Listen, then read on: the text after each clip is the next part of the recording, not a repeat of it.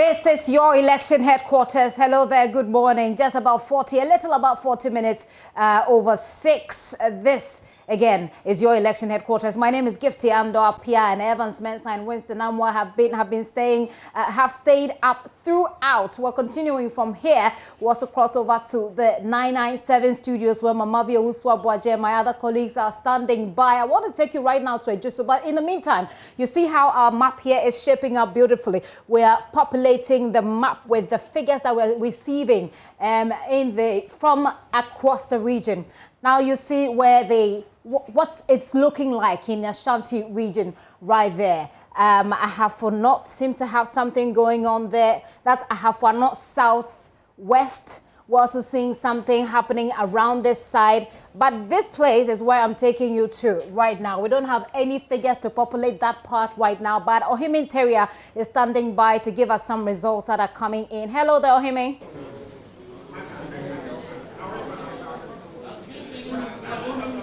Hello, Gifty.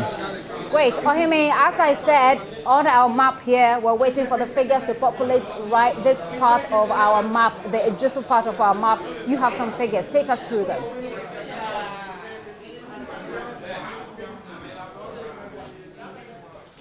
Thank you, Gifty. This is the Ayawaso Constituency Coalition Center at the Idoso Municipal Assembly. It's been hours of waiting for the polling station results to be collected in the constituency. But unfortunately, the EC officials are yet to finish this particular process.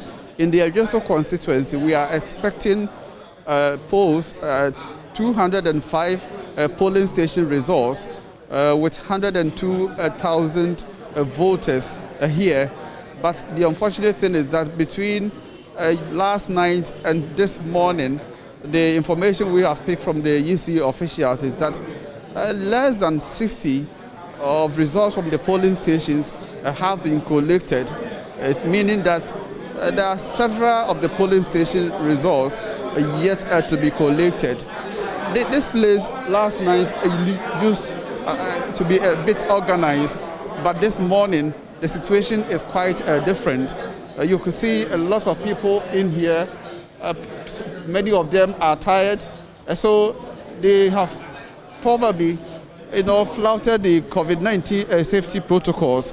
Majority of presiding officers who are waiting for their things to be served by the Electoral Commission officials have no face mask, and many of them have also disregarded a social distancing protocol.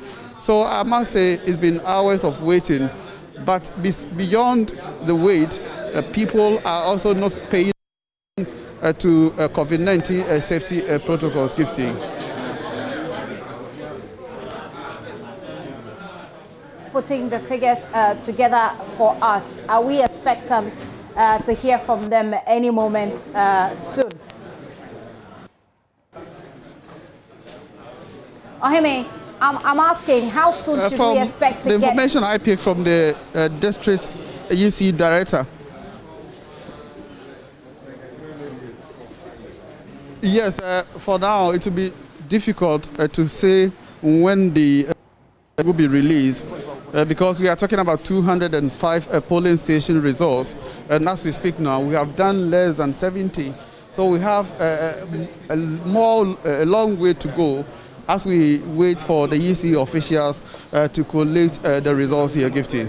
Okay, Ohime, hang on for me a little as I show our viewers, and of course we try and describe it for our listeners as well, how Idoso did in the last election. I'm talking about 2016 election. Now, this is the constituency Ohime is speaking from right now. There it is. This is the Idoso constituency. Now, in 2016, this was the performance of the parties there.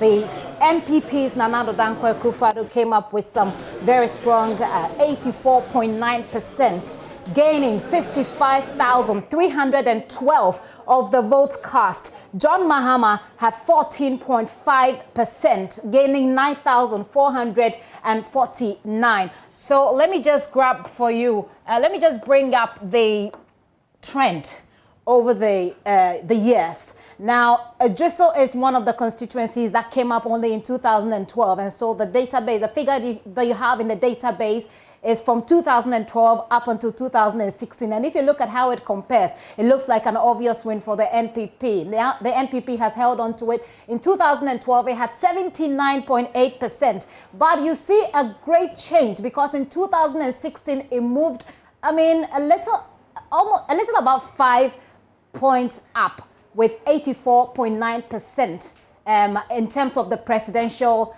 result. If you look at the parliamentary performance, it looks as if the parliamentary candidates at the time and the presidential candidate in 2016, which is Nana Addo Dankwa Akufo-Addo, were pretty popular at the same level because the parliamentary candidates had 83.8%, whereas the presidential candidate came up with 84.9%. You see a bit of similarities there. In 2012, however, it looked as if the parliamentary candidate was much more popular. Well, not too much. 80% for the parliamentary candidate, 79.8% for the presidential candidate. So that's how it compares. Ohime, I want to find out, what people are saying. What kind of conversation goes on there? This looks like an obvious win for the NPP. They've held on to it at least for 2 elections. The news will be that the NDC managed to take over. How is it looking there in terms of the conversations that people have and what it directs us towards? Yes, Gifty, I can hardly hear you, but what I think you're asking me about the parliamentary candidates who are vying for the slot here in the Idoso constituency. The MPP is being represented by John Ampontua Ekuma, and the NDC also by George Kwame Huzi. From some of the results that we have picked from the polling stations, these are not certified EC results. Between last night and this morning, I have picked not less than 48 parliamentary results. This indicates that John Ampontua Ekuma is already in the lead. He has taken the lead, recording majority of the votes here, many cases above 60%. George Kwame Huzi, who I'm told until yesterday's election was the NDC's constituency secretary, managed to garner around 30% of the votes cast. But these are not certified EC results. We are still waiting for the Electoral Commission to certify results from 205 polling stations. Okay. So I must say this is perhaps a safe seat for the New Patriotic Party because over the years, MPP have won the seat here and continue, as many have projected, will win 2020 parliamentary elections as well in the Idoso constituency. Well, I guess that we'll hold on to it for now whilst we wait for them to put it together. But the Ashanti region alone has 47 constituencies, right? 47 seats up for grabs. But if you look at what we have here right now, you do know that this area right here is heavily populated for the NPP.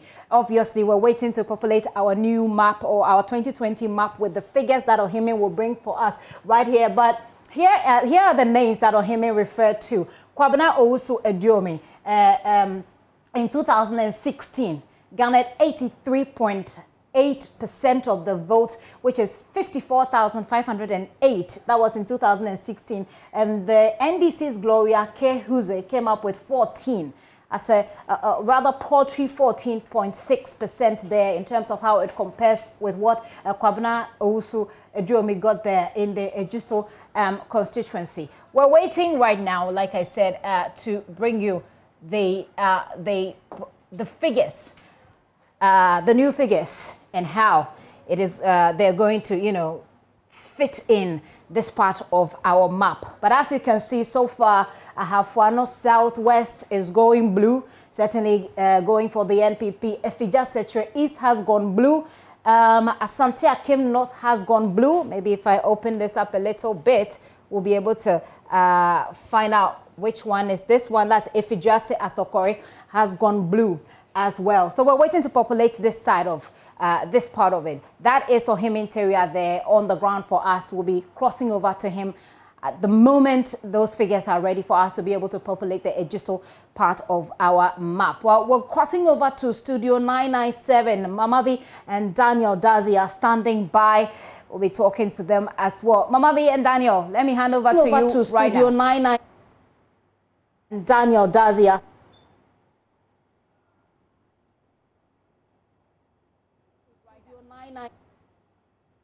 Daniel Dazi.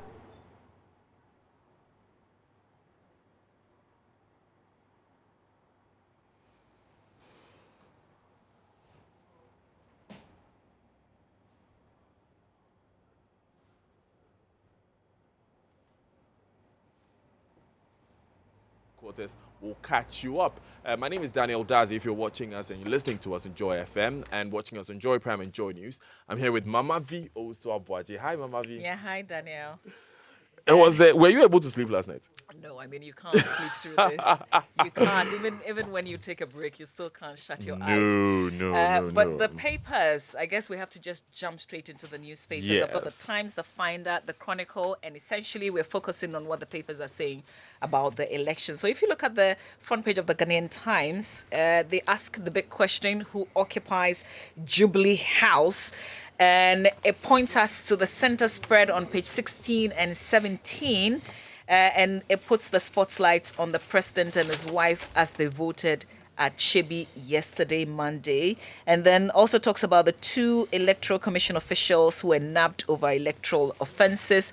There's also a picture of the former president, John Dramani Mahama, as he voted at Bole Bamboy. And then also talks about his running mate who also voted at Commander. So basically that's what the Times is talking about with elections. The Daily Graphic is not too different. It says elections calm, peaceful, and Ghanaians await results. So that's here on the front page of the Daily Graphic. It says yesterday's general election, the 8th under the 4th Republican dispensation, finally passed off in all 275 constituencies across the country seamlessly and peacefully. And then it quickly adds, I like the way it continues the sentence in the next front page. If you're watching us on television, you can see it as I point it to the screen now. It's recorded 34 isolated incidents according to the police.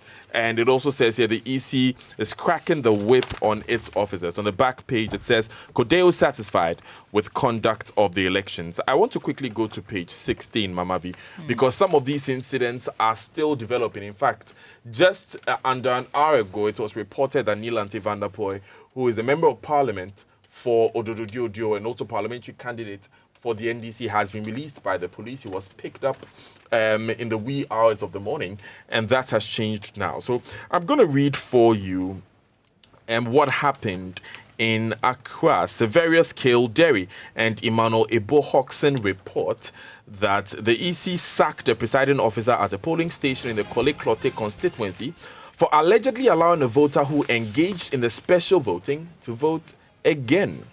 This presiding officer is Nehemiah Amu Entry. He was manning the Standards Education Center polling center at Asylum Down, and he was relieved of his post after the NDC filed a complaint with the district election officer. A technical officer, Mr. Bernard Hagen, acting as a presiding officer at a polling station, that's how they describe him. He told the Daily Graphic that Mr. Entry allegedly allowed a voter on the absentee list to vote again. The NDC put up a lot of complaints. We know that there was also an arrest in the Abra-Sebi-Kwamankese constituency of the Central Region for issuing ballot papers to voters without first verifying their identities electronically.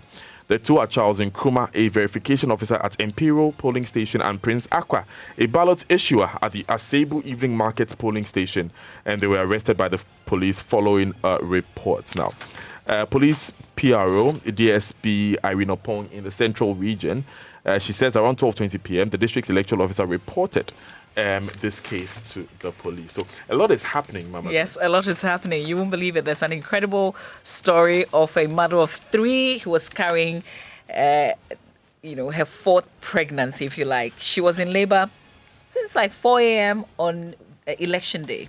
but she wanted to wait and cast her ballots before going to the Labour ward. You're And that's kidding exactly me. what she did. You're kidding me. So that story is in the Chronicle newspaper. It says pregnant woman votes for Akufo-Addo before delivery. She so badly wanted to do it. And the story says that she thought she would be on admission. And she didn't want to waste her vote. She wanted to definitely vote for the president, and she was able to do it. This was in Suhum.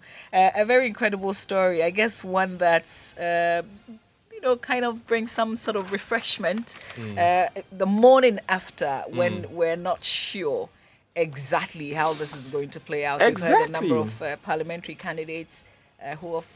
But she would be happy to know that in the Suhum constituency, the president won.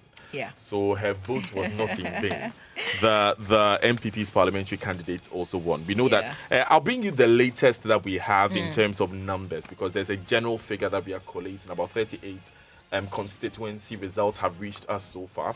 And we are dealing with the certified results from the Electoral Commission. So absolutely. you can trust your election headquarters. We are not giving you provisions or projections. We are dealing with the certified results from the various collation centers across the country. Our 275 reporters are ensuring that you are informed in the most accurate and timeliest manner.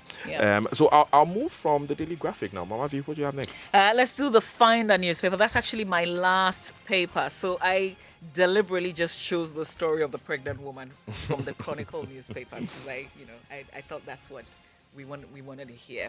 So the Finder front page has, "I am confident of victory," says President and candidate of the NPP. Also, John Mahama casts ballots in Bole. "Let's make our nation proud.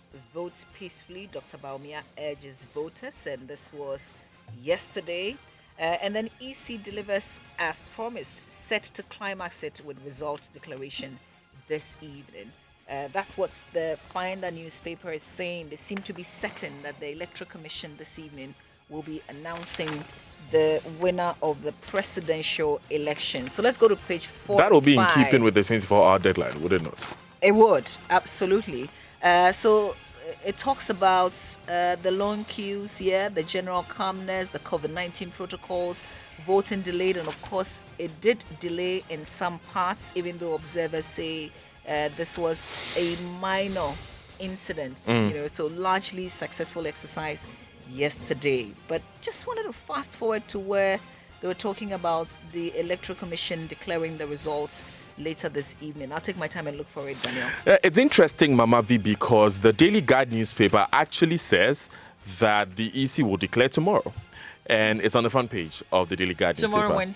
Tomorrow, Wednesday. Okay. Because it says here, there was anxiety all over the country as voting closed yesterday, that's Monday, after a peaceful presidential and parliamentary election. Now, according to security agencies, the Electoral Commission as well as the various professional observers, there was no major disruption during the exercise except pockets of incidents that were dealt with in no time. Now, it also says here on the front page, the NDC and NPP are dispelling intimidation in the Volta region. NPP shoots down NDC's ballot stuffing claim and the EC cheating staff in custody.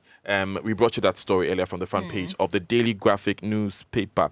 Now, the EC chaired by, it says here, the EC chaired by Mrs. Jean Mensah promised to declare its official results within 24 hours if everything goes according to plan, and sources at the commission said they were on course to bring everything to a close.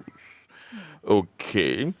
Now, the polling station results started trickling in all night, but as at press time yesterday, the EC had not made any official declaration, be it presidential or parliamentary, in any of the 275 constituencies. So, this is what we have here. Now, I want to draw your attention to the concluding paragraph in the Daily Guide story. It says here, it gives a voter turnout history.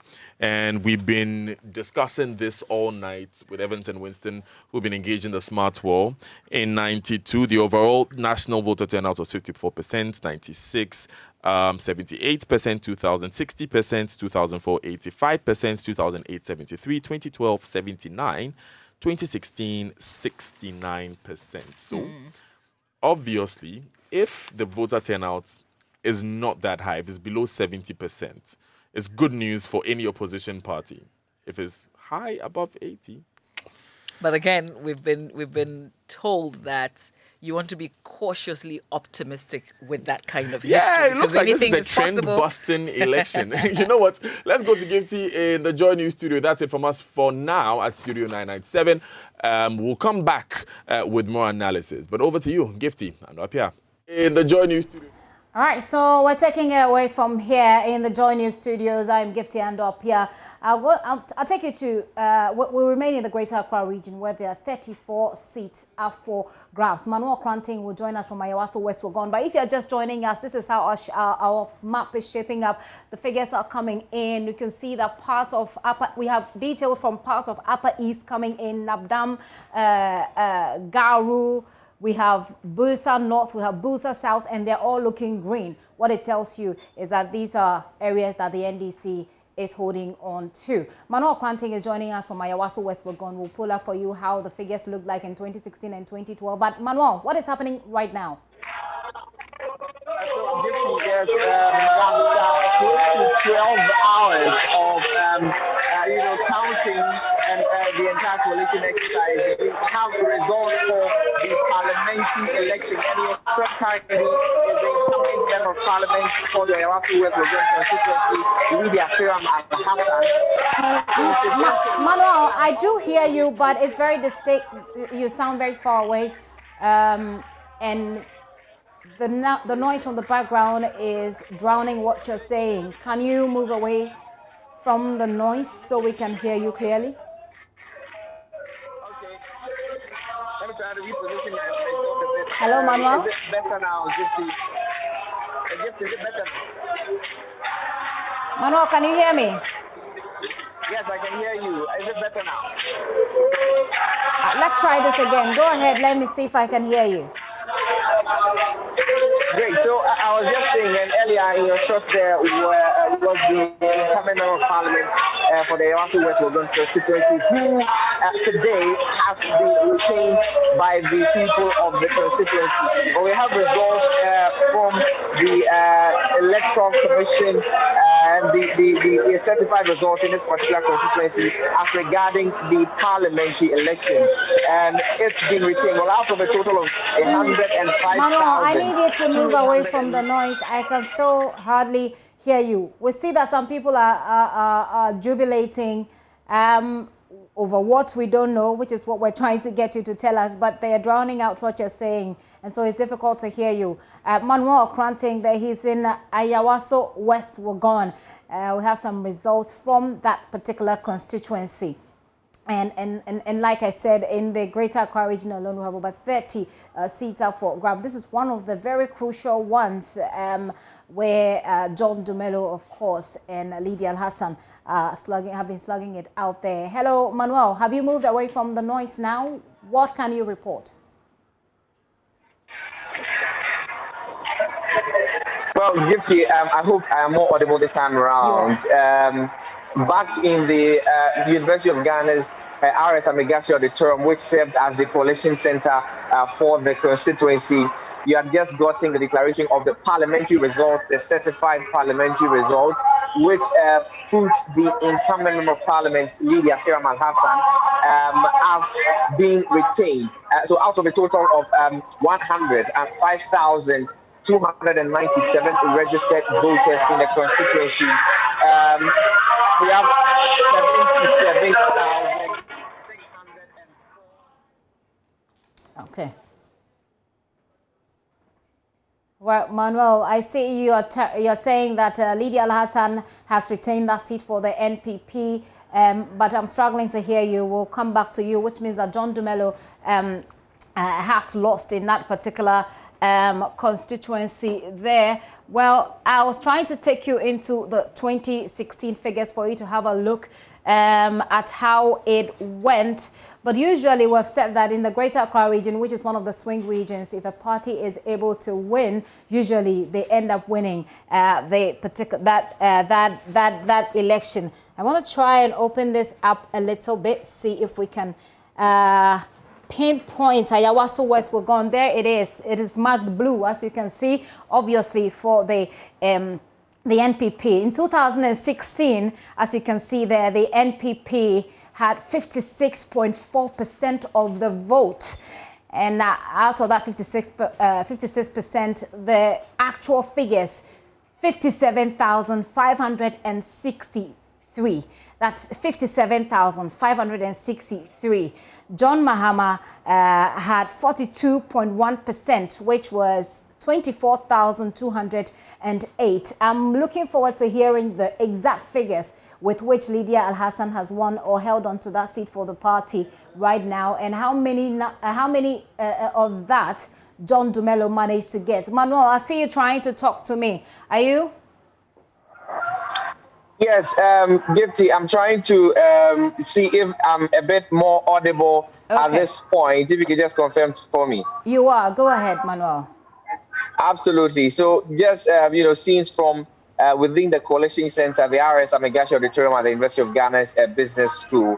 A lot of, jubilation going on. But straight to the numbers, there's a total of 105,297 registered voters here.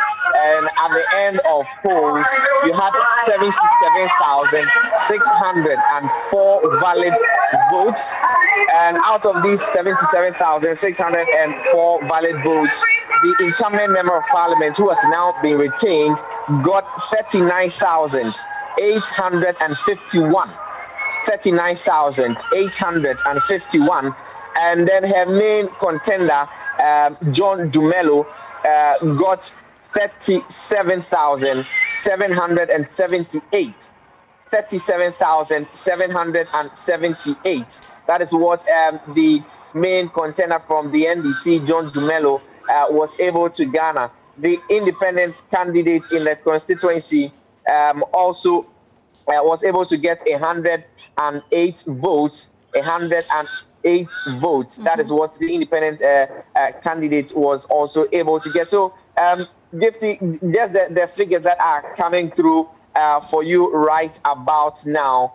Just confirmation that Lydia Seram Al-Hassan has been retained as Member of Parliament for the Ayawaso West Wogon constituency. It's instructive to know, however, that this win is a sharp departure from what we saw in 2016, which was in excess of 10,000 votes for the late Honorable Emmanuel Chamantin Ejako. He won that election in 2016 by over 10,000. And John Dumelo came into the scene properly after the Ayawaso West Wogon by-election in 2019. And Manuel, Manuel, I just want you to, I have the figures for Lydia Al-Hassan, 39,851. John Dumelo, 37,778. But the total registered voters, go through that figure for me once again.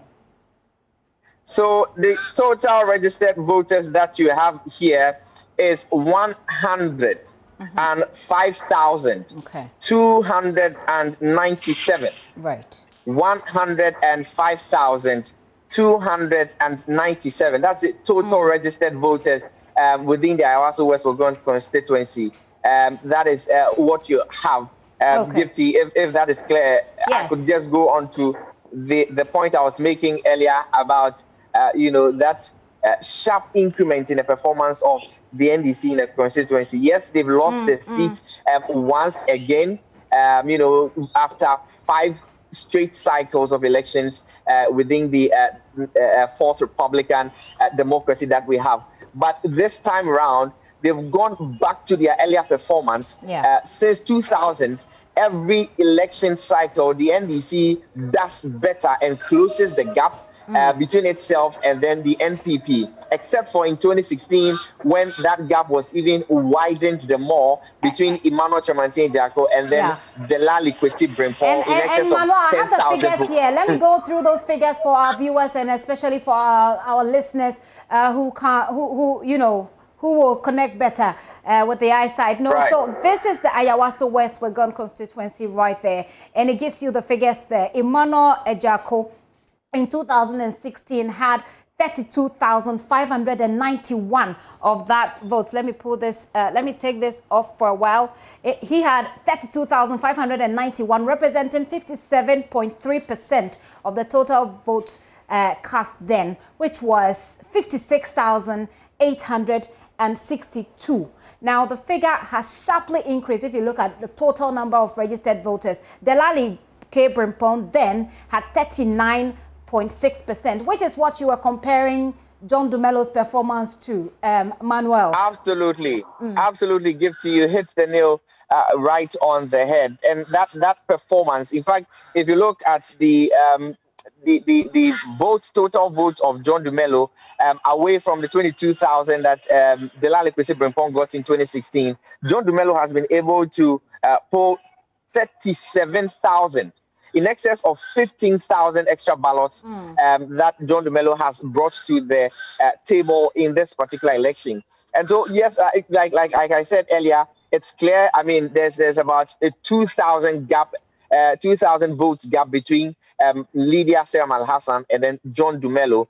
But what's instructive is that in just about a year and a half since John Dumelo appeared on the scene, the gap of about 10,000 votes and extra has been closed to a little over 2,000, which goes back into the earlier, trend of the NDC in past elections, which got only better after every election cycle. Gifty. Yeah, so I'm just going to pull up the trend right here, Manuel, so we can look at even the performance of the party or the parties in this constituency since 1996. In 1996, the NDC won that particular seat with 48.6%. And now they held on to that seat, I mean, both the parliamentary seat and in the presidential election as well. 48.6% for the presidential candidate then, and 46.1% for the parliamentary candidates then. In 2000, the NPP took over that seat, but they were able to hold on to it again in 2004. Now, in 2008, something really interesting happened there. What happened was that the voted skirt and blouse, essentially. The voted skirt and blouse. So if you look at the figures here and what the figures are saying, the NDC won for the presidential bid with 51.5%. The NPP then lost from 52.1% to 43.0%. Now, again, in the next election in 2012, the NDC maintained or held on to the presidential there with 49.6%. So even though the figures went down, it lost a few of the voters there, it still maintained. But then the parliamentary candidates took over, maintained the seat with more votes. That's from 43% to 50%. So in 2016, the NPP took over both parliamentary and the presidential bid. And we know the person who did that for the NPP, who unfortunately is no longer with us, but is being represented by Lydia Seram Al-Hassan. So this is how it goes. Very interesting there. Of course, the number of registered voters has also increased, as I was saying, Manuel. Yes, really, you have added about 50,000 extra. Yes. Something in the range of 50,000 yes. extra voters within the constituency. And for in fact, the faction that I spoke to in the course of the day as election, progressed, their argument was essentially about scrambling for the vote in other parts of the constituency. It's worthy of note that the NPP since 2000 has always won the election in the Legon electoral area, which is predominantly the University of Ghana's campus. And it's also good to add that the Legon electoral area, which is University of Ghana, has the highest, registered voters in this particular election. Just as in previous ones, it has led the bus. It leads the charts this time with 20,000 registered voters. All of these registered voters are on the University of Ghana's campus, comprising of lecturers, staff members, students, and other ancillary members of the university. All of them together make up that 20,000 people. And the NPP has held on tightly to this particular electoral area, maintained its lead over the years, and actually even widens the gap. This time round, though, the NDC was able to win some polling stations on campus, something which is, interestingly, has never happened. You have polling stations like Bani, one of the hostels on the campus, which went to John Dumelo. That's never happened before. And so, with the numbers that have come through and the results that have trickled in, especially within the parliamentary race, you're getting an indication of some sort of extension of the tentacles of the NDC, and just eating into that narrative of doing better after every election. What's left to know and see, maybe come at the next election cycle, will be whether or not it will be able to close that gap as it has returned to, or the NPP will do or repeat what it did in 2016 by opening the margin. And so the dynamics here, the University of Ghana leads, but the other part of the constituency, that you have 105,000. So University of Ghana has 20,000.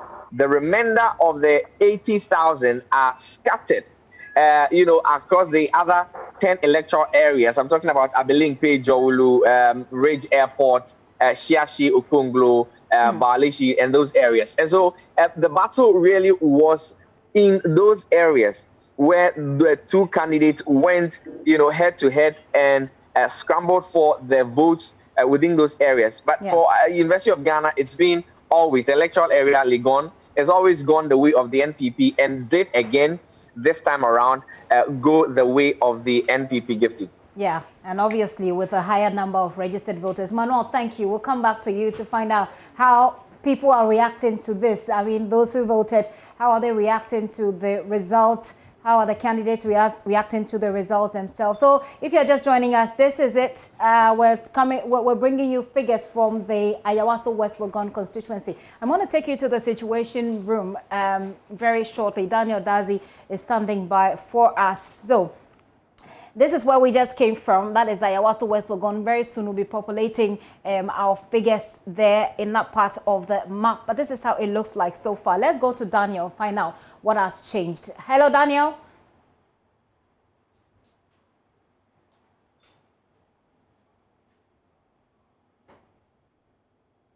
All right, so Daniel is in the situation room. He'll be joining us. What is happening in the situation room is that they're monitoring all the constituencies to figure out what is happening, which results are in, provisional, declared, and once it is declared, we put them up here in our map, and the map gives you an idea what is happening. If you look at what is happening so far, we've had some result from the Upper East region. Like I said earlier on, we've had something from Busa North. In the Busa North constituency, it looks good for the NDC over there, which is really not a departure from the norm. I'm going to take you right now to the situation room. Daniel is ready with some figures. Hello, Daniel. You hear me? Gifty, can you hear me? Perfectly. I hear you. Please go ahead. Right, Gifty. Thank you. I am here in the situation room. I had to move from Studio 997 because this is where all the action takes place. This is where we receive all the results from the various constituencies across the country, as you can see. And I have my gallant men and women here working hard to make sure we have all the results. Let me start with Oreku Ampofo. We usually see you presenting the sports news, but now you're a number cruncher. Tell me, what do you do here? Well, so the process is simple.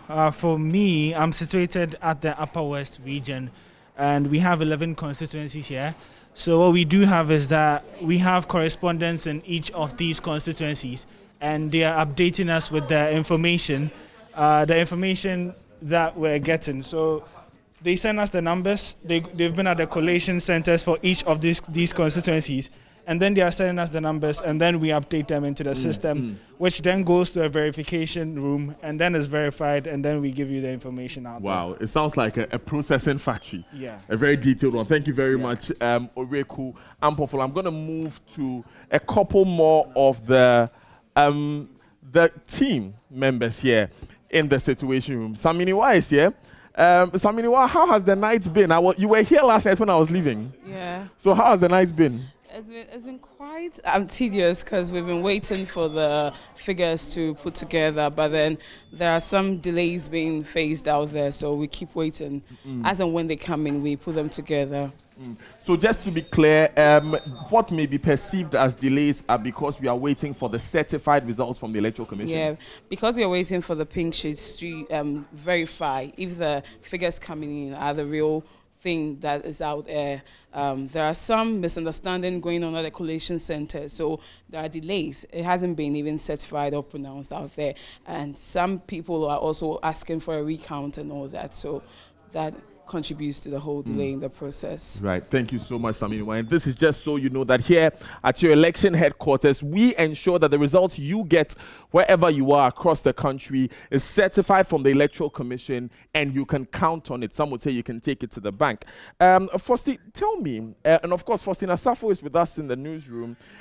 This is a different kind of atmosphere, isn't it? The results are coming. It's exciting on a personal level and on a professional level. How's the experience been for you? It's been great so far. We're making sure that we get verified results. So I'm in charge of the Western North region, and so far we have 9 constituencies. So over the 9, they've been sending us results from the polling centers and stations across the region. But this time we're expecting them to give us constituency results, and then we'll have to verify them as well. So we're still awake. So what are some of the constituencies you're working with? We're working with 9 different constituencies in the Western North region. We have Draposo, we have Ayawaso, and the list is endless. But then 9 constituencies. So far, we've received results from 2 constituencies in that region alone. Which constituencies are these? We've received from Bibiani, we've received from Owin as well. So we're expecting the other ones to also verify and then send us the pink sheets, and then we have our results ready. That's Bibiani and Ayawaso West. Yes, please. You know, that's one of the few seats in the Western North region where the NPP has held over time. Yeah. From what you saw, is it any different? Well, from what we are seeing, we're hoping to verify them before putting out the results, but from what we are seeing, they're doing very well. Right, they are doing very well. That's all Fosti is allowed to say here. But stay with us. We'll soon be verifying the results from the Bibiani and Ayawaso constituency and all the other 275 constituencies across the country. 51 have come through so far at the last count. That could have been updated any time between the time I started talking to you and now, because I'm sure you heard a number of constituency names being shouted as we were talking. This is the Situation Room. Very soon, we'll take you to social media where we'll find out how you have been reacting to the various results that we have heard. Of course, from yesterday, John Dumelo and Ayawaso West Wogon has been trending. Lejo Kuku and Dr. Bernardo Koboy has also been trending for different reasons. Some say he's winning, some say he's losing. We'll bring you those results. Of course, for one of the first times in election history, we got an election result from a parliamentary candidate on social media. Last night, Tangoba Abayagi, who is the Upper East Regional Minister and parliamentary candidate for the Mnavrongo Central Constituency, announced that she had lost on her Facebook page. And we brought you that live from the Situation Room. Trust us, we will definitely let you know the conversations which are ongoing from across the country and the world here in the Situation Room. Back to you, Gifty. Thank you very much, Daniel. Very soon we'll be crossing over to the 997 studios where Mamavi Oswabuaje and Kojo Youngson are standing by with private legal practitioner Ernest Kofi Abochi. But if you're just joining in, I just wanted to have a look at what we have in so far. Start from the Upper East region. The Upper East region, we have some results coming in from there. I take you to Busa North first. In the Busa North constituency, we have the NDC with 63.3% so far, 63.3%. That is a Busa North constituency with the NPP 27.6%. Now the figures 16,654 for the NDC, 6,931 for the NPP. In Busa South, you have 15,677 for the NDC, that is 58.3%, and 5,052, which is 30.4% for the NPP. I take you to Bolgatanga East. Bolgatanga East, the figures so far, 18,205. In fact, the voter turnout was 85%, and that's massive. John Mahama, or the NDC there, has 67.4%. the NPP 27.7%, which is 5,182. Let's take a look at Nabdam. In Nabdam constituency, the NDC has won there 56.8%, 38.3% for Nana Akufo-Addo, the NPP. And then we have Garu, of course, the NDC is leading there as well, and Pusiga, the NDC, leading there as well with 55%. Let's cross over now to the to the 997 studios. We'll take you through the figures when we return.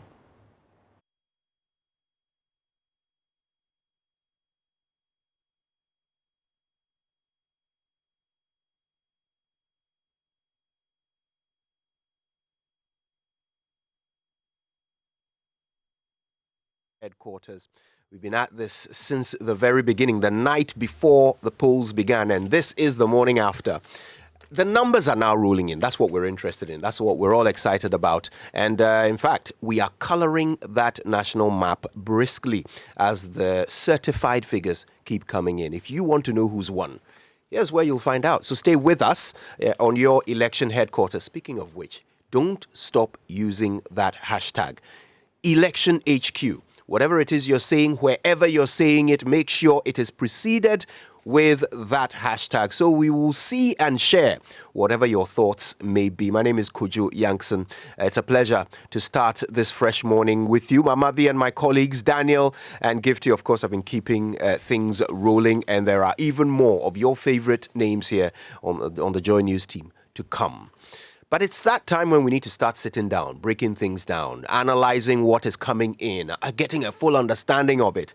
And boy, do we have the absolute best analyst for this time of morning. We'll be introducing you to Ernest Kofi Abochi in just a short while, as if he needs introduction. But this is your live election coverage. It's brought to you by the kindness of Petrosol. Clean fuel in full quality and quantity is always a delightful experience. It's also brought to you by Cowbell Coffee. Taste it, love it. McDan Shipping and Logistics Limited, your total logistics partner. Pad Ava Limited, your home of modern furniture. DDP Outdoor Limited, serving you great brands. Festiva, adding flavors to your life. Utriye Lotteries, star 787 hash, Ghana's premier and biggest jackpot lottery. And HEPA Plus mixture for your general well-being. Now, normally, if you were to turn on your radio at this time, you'd be enjoying the Super Morning Show. You would have just had the 6 a.m. news brought to you by Total Petroleum. Total, we go the extra mile for you. Absa Bank Ghana Limited, helping you find a way to get things done. Bedrock Insurance, experience the Bedrock 3 before 3 work claims of up to 3,000 Ghana cedis reported before 3 p.m. Pay the same day. Call them on 050-167-3296. And, of course, Bedrock Insurance, protecting the things you truly value. Yeah, and Kojo, Daniel, myself took our listeners and our viewers through the newspapers, which is brought to you by Zenith Bank. It's the online news review brought to you by Zenith Bank in your best interest. Also, Goyle Good Energy. Right. Now, if you've heard that Airtel Tigo is giving you the opportunity to make free Airtel Tigo calls every day from 5 a.m. till 10 a.m. for 6 months, then you've actually heard right. 6 months, that's what it is. So now you know, what are you waiting for? Just get a new Airtel Tigo SIM, make a transaction with Airtel Tigo Money, and get free Airtel Tigo calls every morning for 6 months. If you're already on Airtel Tigo Money, then just dial star 110 hash, select option 2, and subscribe for the morning offer with as little as 2 Ghana cedis and share all of your kokonsan every morning for free. Don't waste time at all. Buy an Airtel Tigo SIM today and get talking. Airtel Tigo Money, life is simple. And of course, Joy Business Report on the Super Morning Show. Kojo's Super Morning Show is brought to you by Cowbank. Forward Together, Airtel Tigo. Have you heard that Airtel Tigo calls from 5 a.m. to 10 a.m. and Airtel Tigo money transfers are now free on new SIMs? Well, yes. So now you know life is simple. Right. So, you know, you can now start, grow, and run your business with First National Bank. Now, with the First National Bank Gold Business Account, you get a range of payment solutions on their award-winning platform to bank on the go and even to pay Forex abroad. Their enhanced business toolkit will help you navigate and respond to the current environment, provide merchant service solutions, innovative credit packages, and access to expert bankers to give you the advice and support you need. It takes a bank that does more to help start, run, and grow your business. So go take a visit to them at any of their branches. They're in all the malls: Accra, Junction, Makola, West Hills, and Achimota malls. They're in Tema Community 11 at Jan Towers, Lodestar Heights in Tema Community 1, Market Circle in Takrady, Snit Complex in Edum Kumasi, or their head office, which is at the Accra Financial Center building. It's more than just a business to you, and that is why they help. First National Bank Ghana is a subsidiary of the First Rand Group of South Africa. First National Bank, how can we help you? So, Kojo, if we're not doing the elections the morning after and still sharing the results with our listeners and our viewers, you'll probably, drop some inspirational song on the Super Morning Show. I probably would. So how about you sing it? Oh, why are you like this? Inspirational song on the Super Morning Show usually is brought to you by Duraplus, where Duraplus goes, water flows, and EDC. With EDC, financial independence is possible. And I'll tell you what I would have done right after that song. I would have brought you our Say It Right segment with the Nimua. Say It Right is brought to you every morning by Kingdom Books and Stationery Limited. Kingdom, your #1 stop for all office essentials and stationery. And of course, our campaign is still on even during this period of election. The Arrive Alive campaign is brought to you by JoyNews and Multimedia Group and supported by Toyota Ghana Company Limited. Toyota, superior quality. Logistics movers, we help you relocate. Avoid all distractions. Keep both eyes on the road and hands on the steering wheel. That's how to ensure your safe arrival. Speaking of safe arrival, I don't think there's a safer car that you can arrive in if you went shopping at Toyota than the Toyota Starlet, a 1.4-litre engine capacity hatchback with versatility, convenience, and elegance. Beautiful car. It comes with a great deal as well. An early bird price, as well as a 1-year or 20,000-kilometer free service offer. It also comes with a manufacturer's warranty of 5 years or 150,000 kilometers, whichever comes first. So listen, call them on 0302-910-204 or stop by their Accra, Tema, Kumasi, Tamale, Takwa or Takrady branches to enjoy these great deals. Remember, the offer is valid while stock lasts. Toyota Starlet, a star is born. Toyota Ghana Company Limited is proud to be associated with Joy FM and Joy News' Drive Safe Tips on the Super Morning Show. Toyota, superior quality. And if you're thinking of the safest, hassle-free and the most secured way of relocating or transporting your goods, I've got something for you. Logistics Movers is here for you with a professional and cost-effective way of moving your office and household items within and outside Accra or wherever on the planet. Logistics Movers has what it takes to put a smile on your face, as that is our hallmark. So contact Logistics Movers on these numbers: 050-127-7363 or 0302-918349 or email info@logisticsmovers.com or just visit the website www.logisticsmovers.com. Logistics Movers, we help you relocate. He's a lawyer. He's the dean of the UPSA Law School, and he's our guest this morning as we break things down. And so much has happened. There's so much to break down.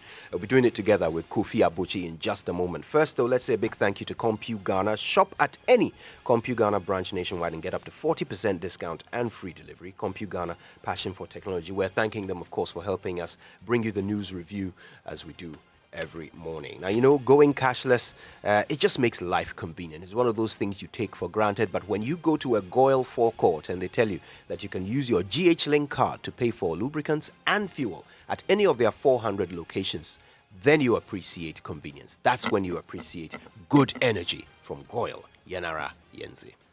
So, saying it right does not come by chance. You say it right, right? With Try. Okay. Try, yes.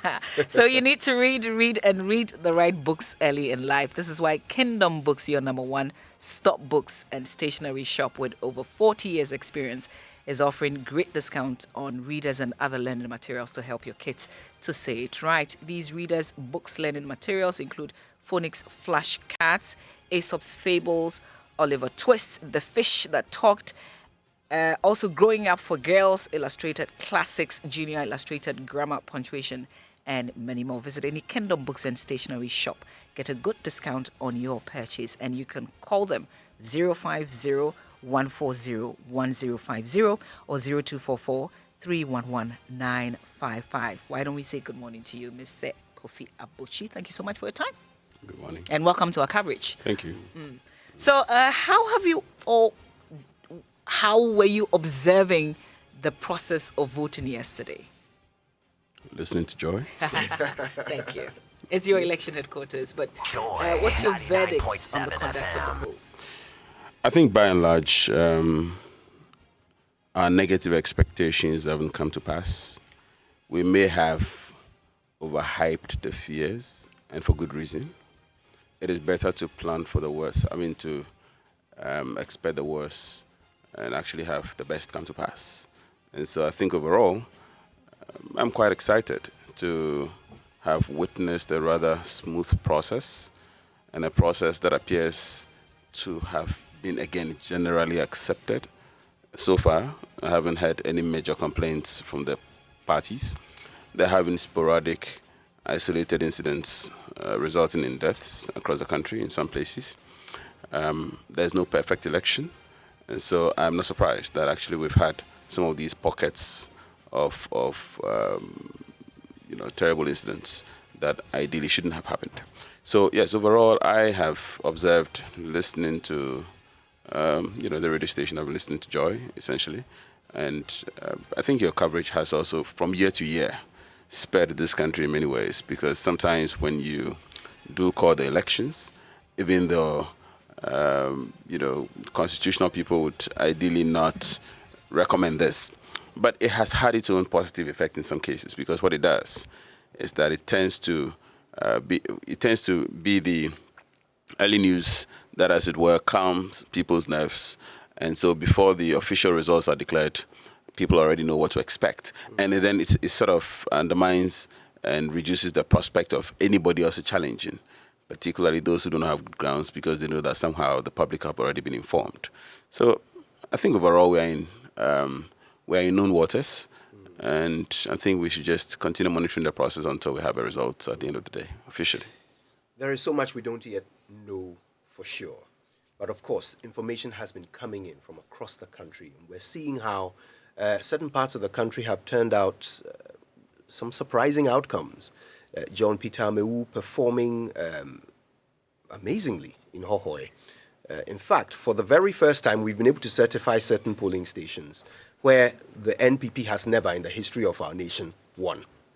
But John Peter Amewu has. Let's start from there. That's just one of the few examples of information that's coming in that we don't have the certified results from Hohoe yet. But we are already hearing of how well he has performed. How does that strike you, sticking with Mr. Amewu and his constituency? I sum the election up in 2 words: tradition and change. This election reflects, in some circumstances, the fact that we are in traditional waters, and some parts of the country clearly have returned that. The Ashanti region in particular, the results should not surprise anyone. This has been the trend since '92. The Volta region generally, again, this has been the trend since 1992. So these 2 regions, for example, reflect tradition, i.e., that voters will stick to what they do and what they know, and the fact that there are political traditions that do not change, electoral cycle in and out. That's the traditional part. Then we have change. Peter Amewu, I think, represents change. And he represented change when the NPP came into power in 2016.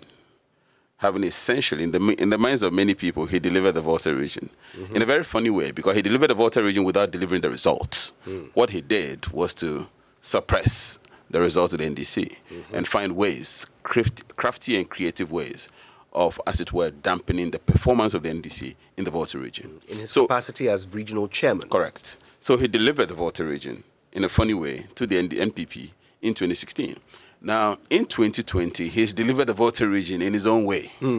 This time, he could not suppress the votes the way he did in 2016, because somehow a lot has happened. So the dynamics and the complexities of the election from 2016 and now, a lot has happened that he could not deliver the Volta region the same way he did in 2016, i.e. by dampening the votes. So this time, he delivered the Volta region for himself, and of course, in the process, for the NPP. Again, he demonstrates one thing. His electoral performance demonstrates one thing, i.e., the fact that although the parliamentary elections do not necessarily follow developmental patterns, so to speak, because parliament and parliamentarians are not development agents, but they have been over the years.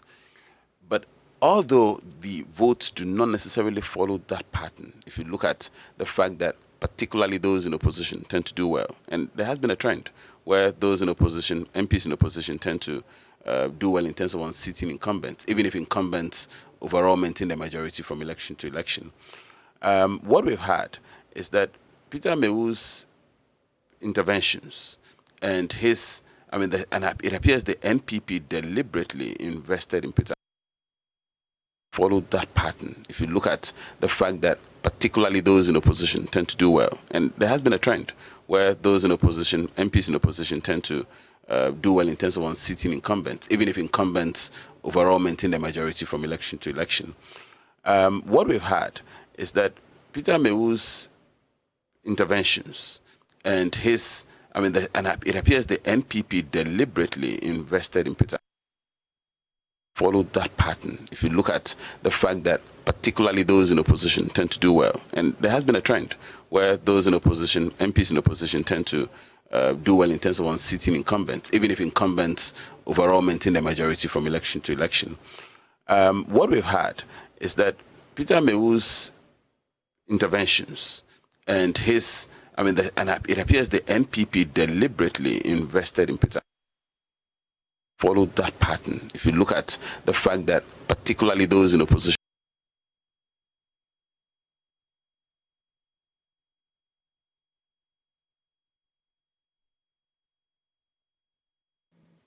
I was just, because you went to Hohoi, I wanted to take him to the central region where there's been a major upset because we know that George Anda has fallen, making way for sister to Hannah Tete. And that surprises a lot of people. I wonder if you're surprised by this. Again, yes and no. Yes, because I thought that as an incumbent MP, and I thought that having stood against not the previous incumbent he defeated, but if you like, and with all respect, use that advisedly, but a substitute candidate, because the then incumbent who was defeated by George Anda had moved on in some other things he's doing. I thought that he would have not only the gravitas, but the understanding of the subtleties of the election in that part, and therefore somehow he was going to deliver the election for himself. Also bearing in mind the fact that he's an astute marketer, having moved from the corporate world with certain achievements that made him today the politician he is. So that's the yes part of my surprise. But the no part of my surprise lies in the fact that that particular constituency has been a constituency on the watch list. And the performances of the two candidates that resulted in his victory showed that there were some tensions, showed that there were lots of unresolved things, and showed that the result in that particular area was not cast in stone for any candidate from election to election. What that also meant is that for any candidate to win, you must put in the industry and the effort.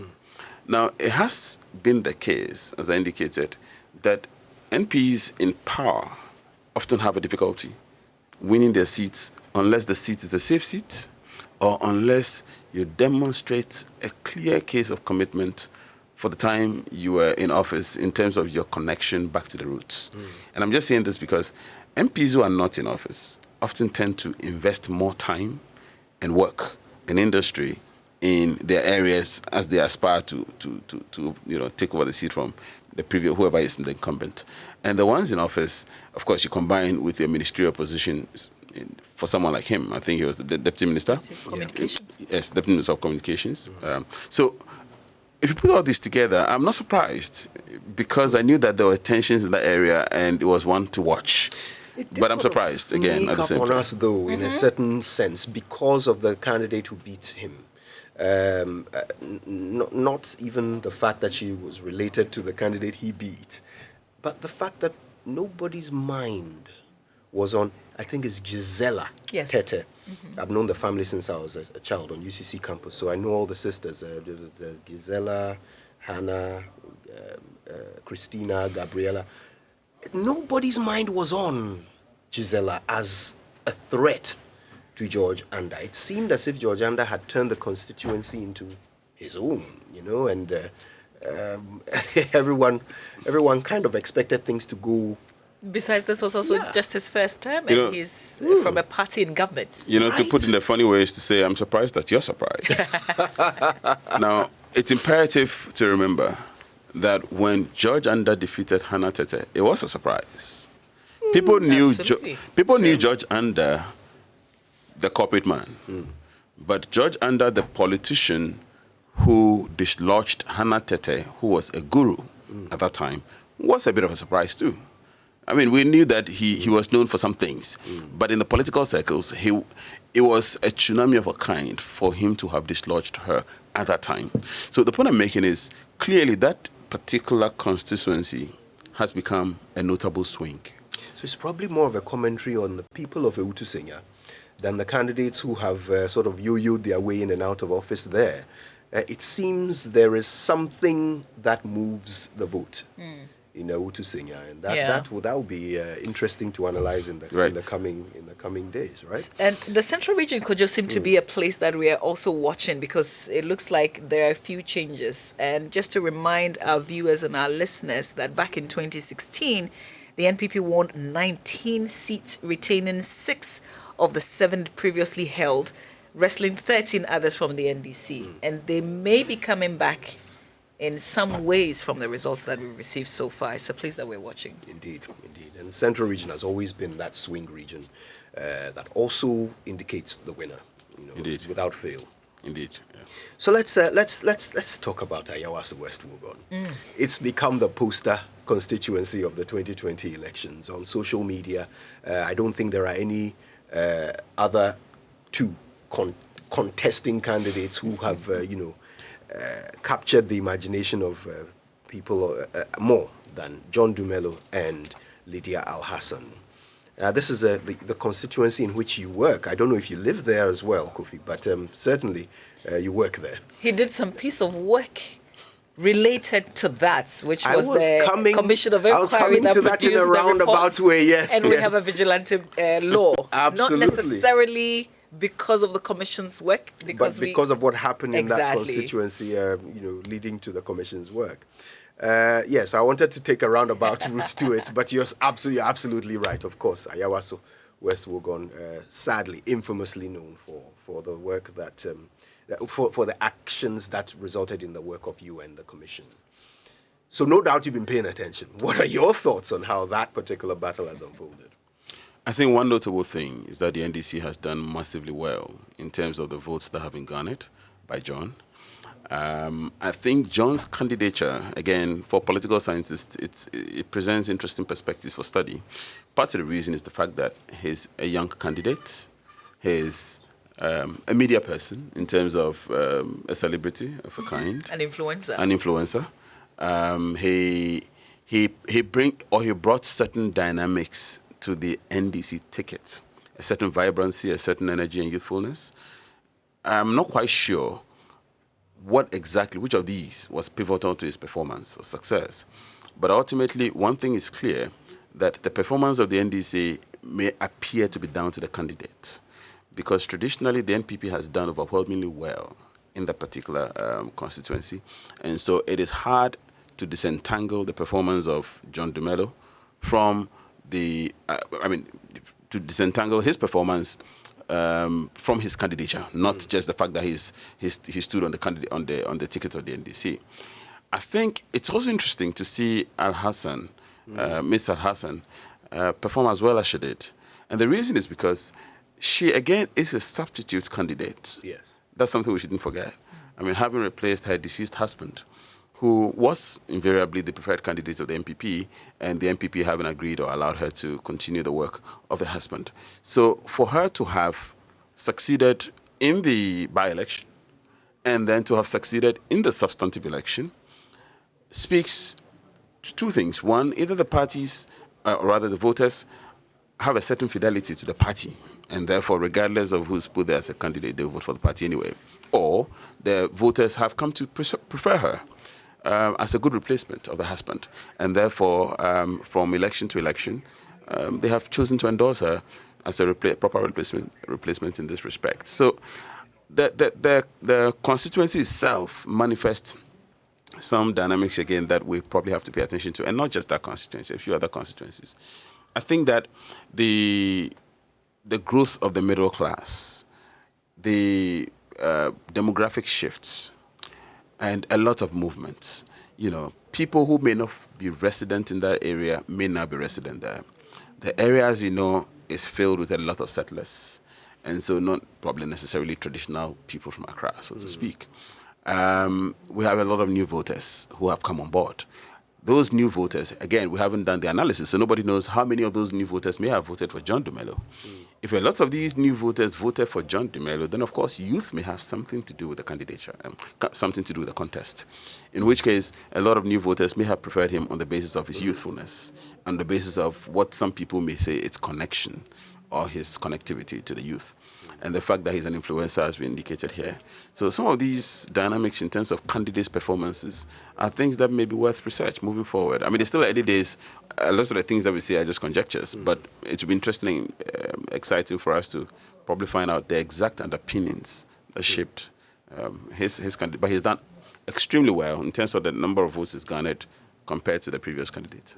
This is your election headquarters. If you're tuned in on Joy 99.7 FM, we're coming to you live from the studio 997. If you're watching us on the Joy News channel, well, thank you so much for staying with us all the way through.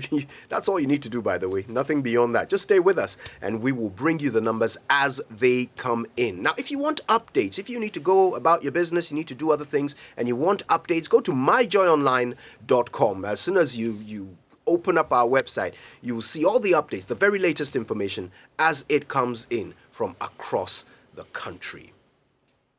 Now, in a short while, we will be going for a live press conference. We are told that one of the parties, I believe the NDC, is about to hold a press conference, and there is a back and forth of press conferences throughout the night. We'll be taking you live for the next one.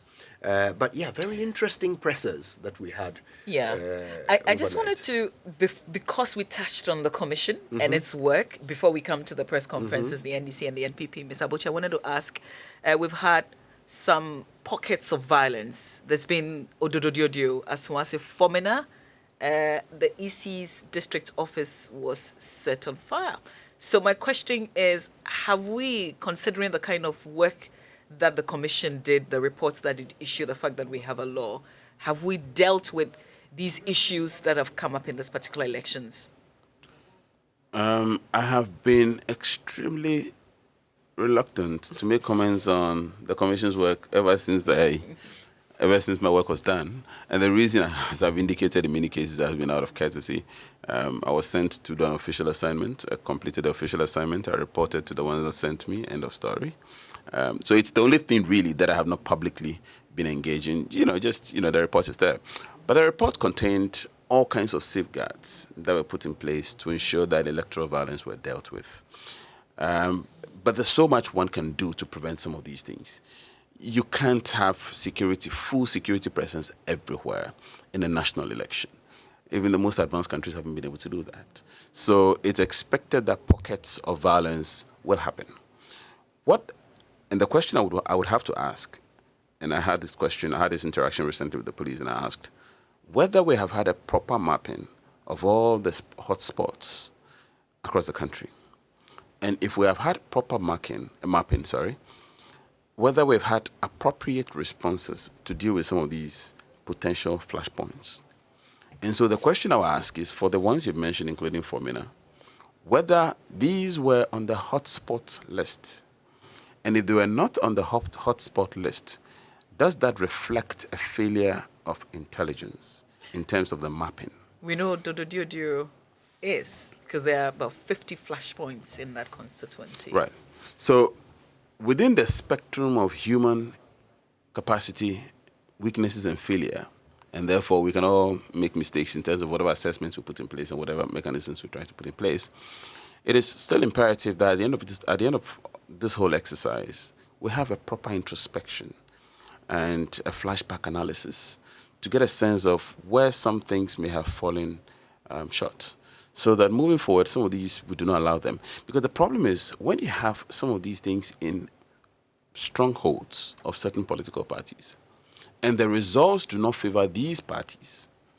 And there were clear incidents. In fact, there was a case in which ballot boxes were supposed to have been torn into pieces. I think someone in Sunyani or someone, I can't remember. I heard something like that. I was monitoring your reports overnight. And there was a place like that where there were, ballot boxes were. In fact, your reporter was saying that the camera was capturing the ballot boxes on the floor with the wind blowing them apart.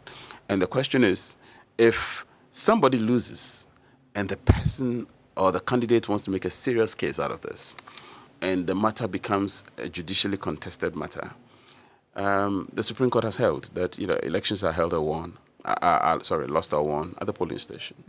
If it becomes evident that ballot boxes have been torn and destroyed because of the absence of sufficient security to have forestalled this, the question is whether the election will have to go into a rerun. And elections that go into reruns are not the same as the main ones, because there's voter fatigue, and voters tend to think that they've done the first job. And so the dynamics may altogether change. So it's imperative that moving forward, some of these security lapses, if you want to call them security lapses, in places where there were clear cases of violence that could not be stopped, it's imperative that we probably do some introspection, and as I indicated, a flashback analysis after we're done, to say how best we can stop them moving forward.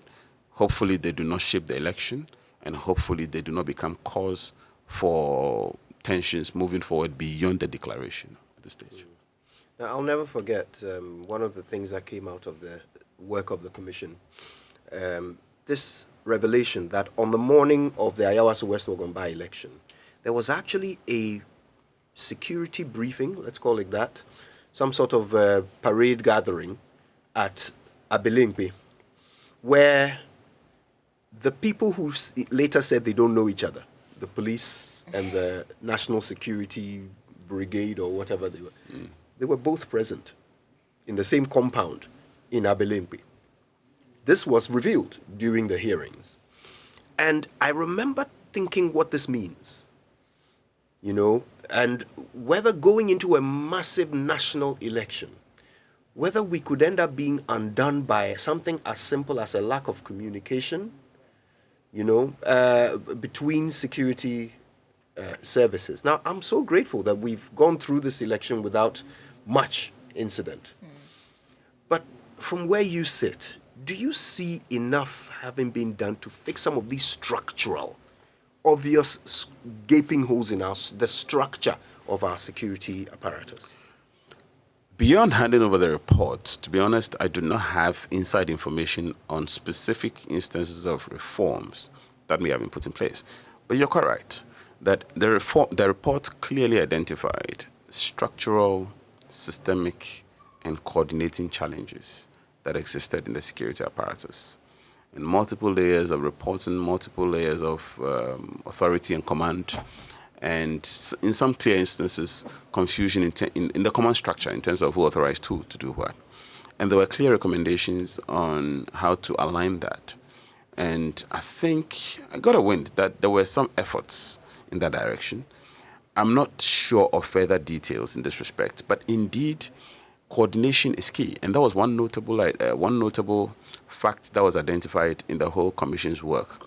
It was clear that the commanding authorities of the various agencies that were handling the security aspect of the elections were not necessarily speaking to each other with one language, were not necessarily in sync in terms of command and control as far as the hierarchy and structure is concerned. And so recommendations in this respect was put together.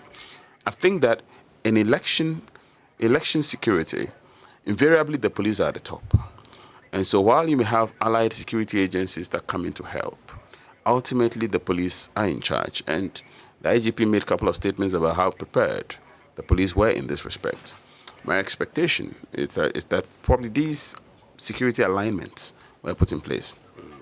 Because it's very difficult sometimes to know some of these things, because in security terms, there are lots of things that are not necessarily revealed just for security reasons. So who knows if the alignments were put in place.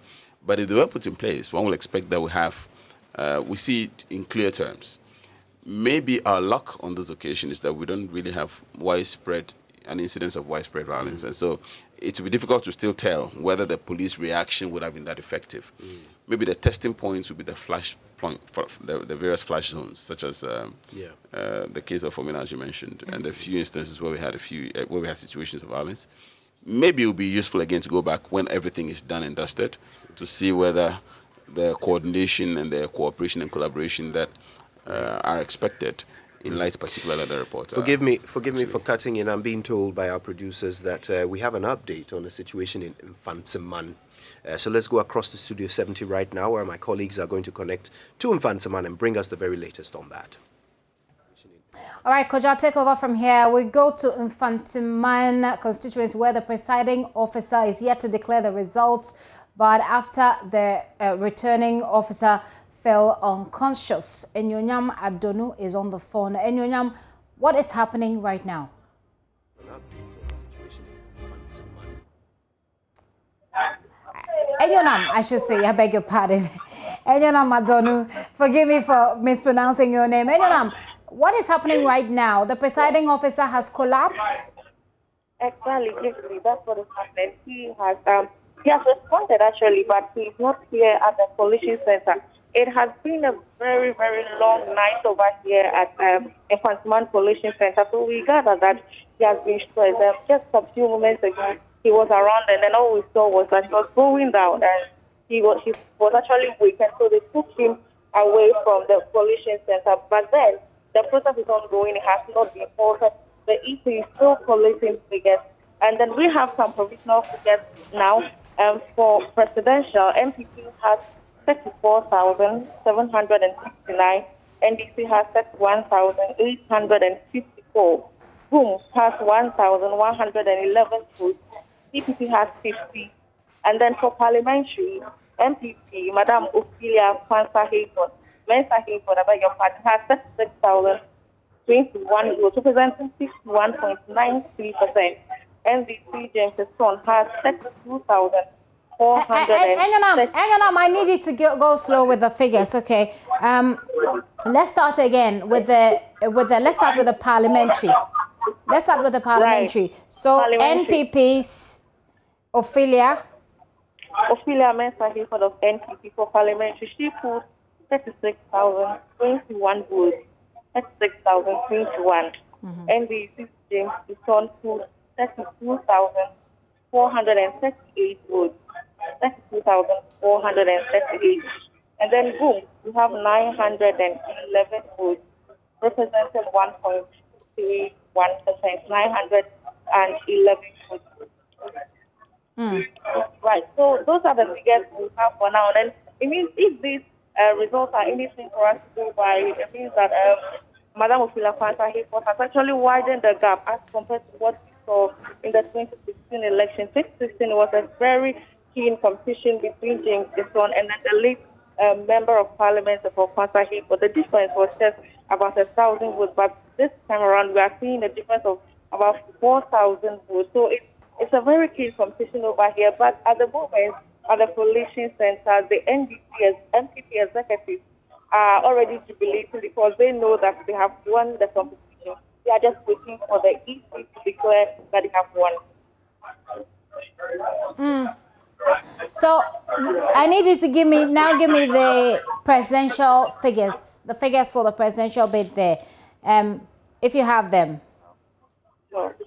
The NPP has 34,759 votes.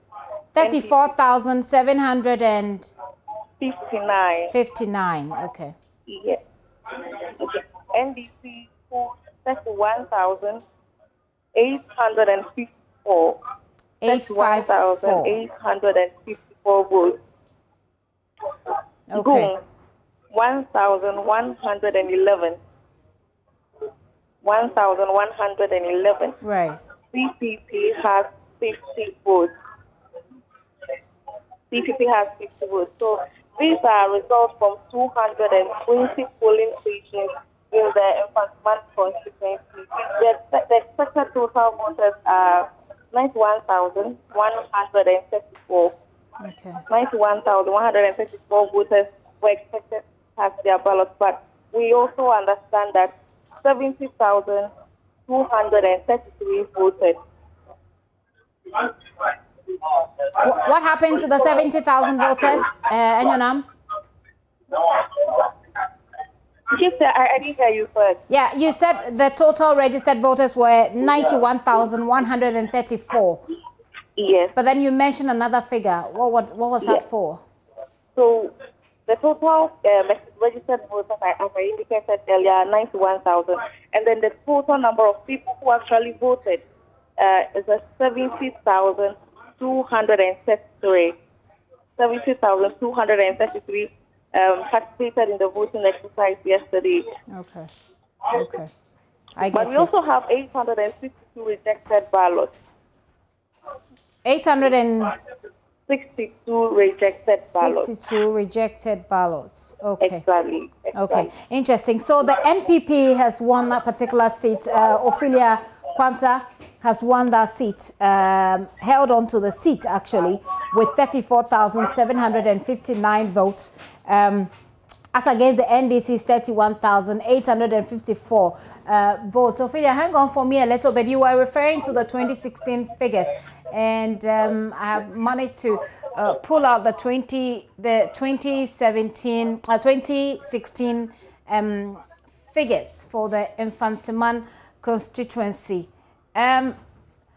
Now, with 34,000, now let me just quickly take a look at the constituency again and how the there it is, the Infantiman constituency there. In 2016, the NPP held on to that seat, of course, with some 56,772. Right now, they have 34,759. That's correct, right, Enyonam? Okay, I don't have Enyonam at the moment, but Enyonam's figures that she just gave me shows that the NPP's Ophelia has won with 36,021 votes. The NDC had 32,438 votes. That's for the parliamentary candidate, but for the presidential candidates, the NPP's Nana Akufo-Addo had 34,759, with the NDC having 31,854. This is how they performed in 2016. So you see, obviously, the change in that particular, in those figures there. Very soon we'll be taking you through the members of parliament who are being maintained and those who have fallen. But let's now go to the Tano South constituency, where the NDC's candidate Hannah Bissell is contesting, and we'll bring you the parliamentary results. Prince Ajimanjia is our reporter. Hello, Prince. Hello, Gifty. What do the figures say? Yes, after close of polls this morning, the EC declared the incumbent Honorable Yeboah Benjamin as victor in the parliamentary polls. He polled 22,034 as against NDC's Honorable Dr. Hannah Louisa Bissell's 19,731, with rejected votes being 469. But before the EC declared the results, the NDC candidate, Honorable Dr. Bissell, raised objections about some of the figures that were collated. According to her, the figures that were given by her agents to her are conflicting with those of that of the EC's own figures. And so the agents of Honorable Dr. Louisa Bissell did not sign the collation sheet. They wanted a recount of the ballot papers at the collation center, but the returning officer told her they should have rather requested the recount at the polling station. But as it stands, they are unable to recount the ballot at the collation center. Finally, there was a compromise, and that they were supposed to bring their conflicting figures to compare with that of the EC to make a headway so that the EC could be able to declare the results this morning. But before the NDC could come, or after they went out for some minutes and they were not coming, the EC, the returning officer went ahead and then declared the results as NPP 22,034 and then 19,731 for the NDC, making the incumbent Honorable Secretary Yeboah Benjamin retained his seat at the Tano South constituency. The Tano South constituency, there. Hannah Bissell, I mean, this is not the first time she's doing this. She tried again. I mean, she was there in 2016. She didn't make it. Those are the results from 2016. So let me just stay on with you a little longer. She is refusing to sign the document. She's refusing to sign the document, and she's insisting on a recount, right? Yes. What the presiding officer is telling her is that this cannot be done at the collation center. It should have been done at the polling station. Yes, has that issue been resolved? The presiding officer made it clear that if they had any issues with the figures, they could have ordered for the recount at the various polling stations. But as the results has already been brought to the collation center, they are unable to recount the ballots at the collation center. So they asked the NDC to bring those figures that they are alleging are conflicting with that of the EC to be able to compare and then find a solution to it. But unfortunately, they were unable to bring the results as at the time the EC was declaring the results at the collation center. So hang on with me briefly and let's look at it. So the Benjamin Seche, who won with 54.6% in 2016, has retained that particular seat. And this is what the trend shows so far, how the people in Tano South have voted since 1996. In 2012, they did skirt and blouse. 2016, the NPP held on to it really tightly with 54.6%. That's for the parliamentary seats right there. In comparing the 2 years, you will say that even the NDC candidate improved on her figures, because in 2016 she had 17,215 as compared to 19,731 for this year. She added around 2,500 to her vote as compared to the NPP's Benjamin Yeboah, who had 21,018 in 2016, and then this year he had 22,034, adding just about 1,000 to his vote.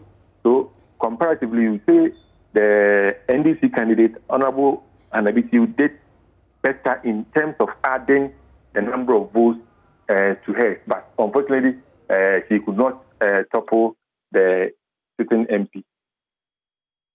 Our correspondent is referring to right here. That's Hannah Bissell's 17,215 in 2016.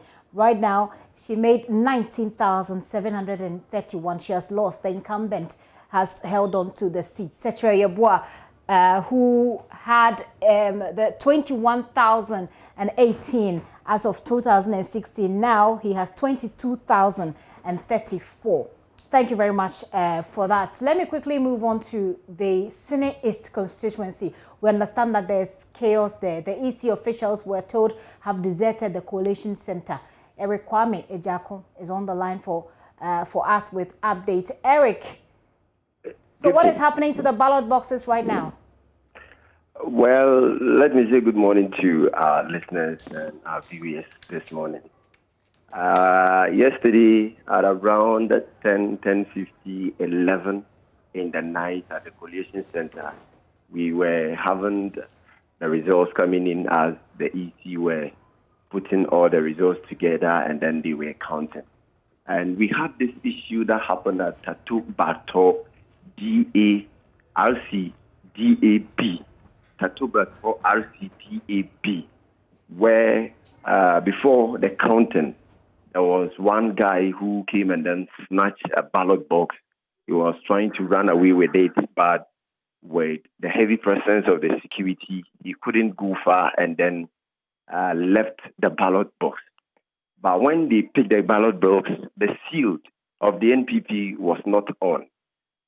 So when they were brought into the collation center so that counting can be done, the party members of the NPP present there insisted that they wouldn't allow the counting to continue since the ballot has been tampered with, and so they have to cease counting. So the EC officials tried to talk them through and then have some discussions with them as to whether there will be an agreement so that they will continue with the counting, but it was not yielding any good results. So the security and the EC came to an agreement that all the counting must be suspended and then continue on the next morning. But when we get there this morning, we find out that like the EC officials and everybody has been moved to Tichimai, that is the Bono East, so that the counting can continue. But before the incident, the Tatobato RCDA incident got into the collation center, all the results that were trooping in that we were getting was even the incumbent MP. And are you moving, Eric? Hello. Now, yeah. Eric, are you moving to another constituency? I want us to finish with Sene East, the Sene East constituency. This is Sene West. Sene West. I'm giving you the report of Sene West. Sene West. Let's finish with Sene East. How are you? You were giving me the Sene East figures, right? Yeah, Sene West figures. West, rather. Yes, please. Okay, go ahead. So that's Sene West there. Kwame Tiampofu, Joseph McKay Kuma. Sene West, yes. Yes. Kwame Tiampofu, Joseph okay, McKay. So are they recounting the votes? No, right now at the EC, the collation center, there's no counting. It has been moved to Tichimai, the regional capital. We tried to find explanation from the EC official, but we didn't get any. But all that we had was like, since the issue cannot be resolved here, they are moving to the regional capital to see if they can resolve it amicably and then continue on counting. Since then, you haven't heard anything else? No, please. Okay. All right. So those are the people who are still standing there. Kwame Tiampofu and Joseph McKay Kuma. Kwame Tiampofu won the seat for the NDC in 2016. And of course, it doesn't look like we have a conclusive answer at the moment, but we're still keeping our eyes on it. That is Sene West constituency. There was some chaos there. The ballot boxes were told have been sent to Techiman. They'll try and resolve those issues there. Like I said, very soon we'll give you an idea which of the MPs will stay in Parliament, which of them will move out. Let me just remind you that your election headquarters is brought to you. Our coverage is brought to you by Petrosol. Clean fuel in full quantity is always a delightful experience. Carbo coffee, taste it, love it. Markdown Shipping and Logistics Limited, your total logistics partner. Padeva Limited, your home of modern furniture.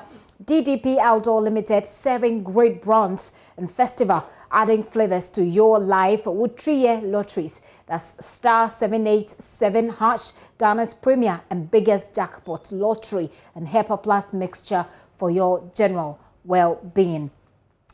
We'll be taking you to the 997 studios, just so you know that these are the people who are helping us, and they're asking, are you tired of spending money on inferior products for your homes and offices? Are you suffering from back pains and other heart-related diseases? Well, Pad Eva Limited, your home of modern furniture, has brought in durable but affordable stand-up desk, not only to improve your health, but also to enhance your productivity. Want to walk into their showrooms, you can locate them at the Asylum down 30 meters from the roundabout. Number is 0244 533 153 or 0265 136 135. Also, due to hard times, we have become value hunters, but are we hunting for value the right way? Remember, your engine is more valuable than just cheap fuel. So you want to go to Petrosol, where they serve clean fuel in full quantity at the same price. They give you holistic value, and they say that is when you have quality fuel at the right quantity. Kill the stress with jumping into Trotsky on busy appointment days with only 5 cities. Dial star 787 hash now to play a drive home play and drive home a brand new Toyota Corolla with 5 cities per this Saturday, the 12th of December 2020. Some ticket qualify you to back home the new big 395,000 jackpot. And I'll tell you more about those who are helping us bring you this coverage. So far, we have results from 51 constituencies out of the 275 constituencies so far. Let me give you an idea how the results look like. This is how it looks like. You can see it on the bottom of our screen as well. So far, out of the 51 constituencies that we have, Nana Akufo-Addo has 53.6%. Nana Akufo-Addo has 53.6% with 5,767,076 votes. John Mahama, the NDC's John Mahama, is looking at 44.7% with 4,807,229. This is how it looks like right now. Very soon we'll be populating, like I said again, our map here. As you see, it's taking shape. We have results from the Upper West, Upper East, Northern region, Northeast region, Northern region, Savannah. We have a little bit of results there. Bono East. We have something from the Bono. We have Oti. We have the Ahafo region, Ashanti, something from the Ashanti region, Eastern Volta region as well, Greater Accra. Let me take you right now to the 997, Studio 997, to Kojo Yankson, Mamavi Uswa-Boaje, and of course, our resource person.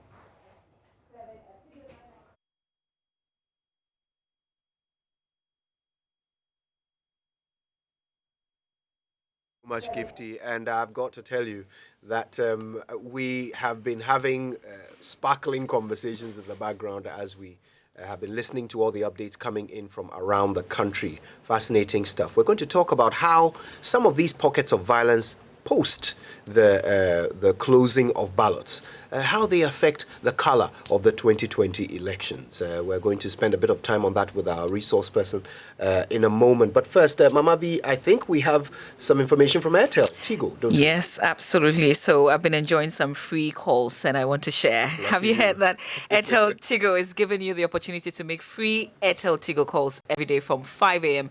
to 10 a.m. for 6 months. Yes, 6 months. So now you know what are you waiting for. Simply get a new Airtel Tigo SIM, make a transaction with Airtel Tigo Money, and get free Airtel Tigo calls every morning for 6 months. And if you're already on the Airtel Tigo Money, simply dial *110#. Select option 2 and subscribe for the morning offer with as little as 2 Ghana cedis and share all your concern every morning for free. Don't waste time at all. Buy an Airtel Tigo SIM today and get talking. Airtel Tigo Money. Life is simple. So, Kojo, you raised the issue of the press conferences. The NPP says that they are in the lead. NDC saying they flipped about 36 parliamentary seats. I want to ask Mr. Abochi the constitutional implication of both parties claiming that they've won, but I know we have to take a breather. We absolutely do. So we can expect an answer from Mr. Abochi when we come back with your election headquarters right after these messages.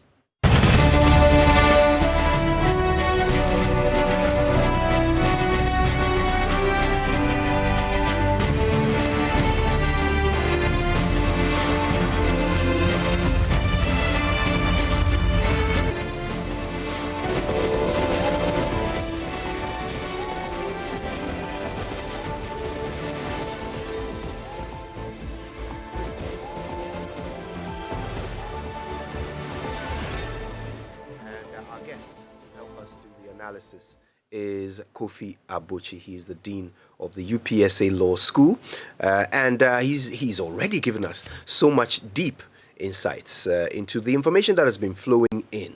I'm of course here with Mamavi Owusu-Aboaje in Studio 997. Our colleague Gifty Ando-Apia is in our other studio, and together we're bringing you the election headquarters. Now, Mamavi, before we took that break, you raised the flip-flop debate. Overnight. We've seen a couple of press conferences, first from the NDC and then from the NPP. And it all circled around that all-important issue of the parliamentary race. Who is going to dominate? Who is going to walk away with the majority this year? Is it as straightforward as we may have thought? I don't think so. I don't think so. If you look at the results coming out now with the upsets that we're seeing. But I wanted Mr. Abochi to touch on the issue of the implication of NDC saying, they've taken the lead in terms of the parliamentary seats, the NPP also announcing that they are in the lead in this race. Well, I would say realities are made of dreams. And so let people continue to dream. Let the parties continue to dream. These presses that precede formal declarations are an integral part of the elections, and they've been the case for a long time in Ghana. So I'm not surprised at all that overnight you have all these press conferences, one held trying to debunk the other. The truth of the matter is this. Everyone has, the Constitution guarantees freedom of speech and expression, so political parties and their members have that right too. So you can come and announce, to the Ghanaian people what you think the state of the result is or are.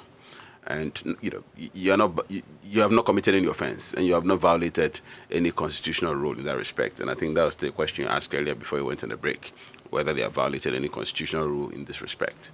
The Constitution says that EC is the body that declares results.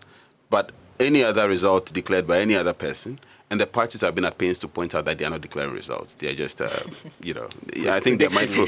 They're mindful of past experiences. But whether they are declaring results or otherwise, whatever they say is an expression of opinion, and it's inconsequential. It doesn't get anywhere. But from a political strategy perspective, it has a certain sovereign effect, both on the EC, on presiding officers, on electoral officers, on other political actors, particularly on the other side of the divide.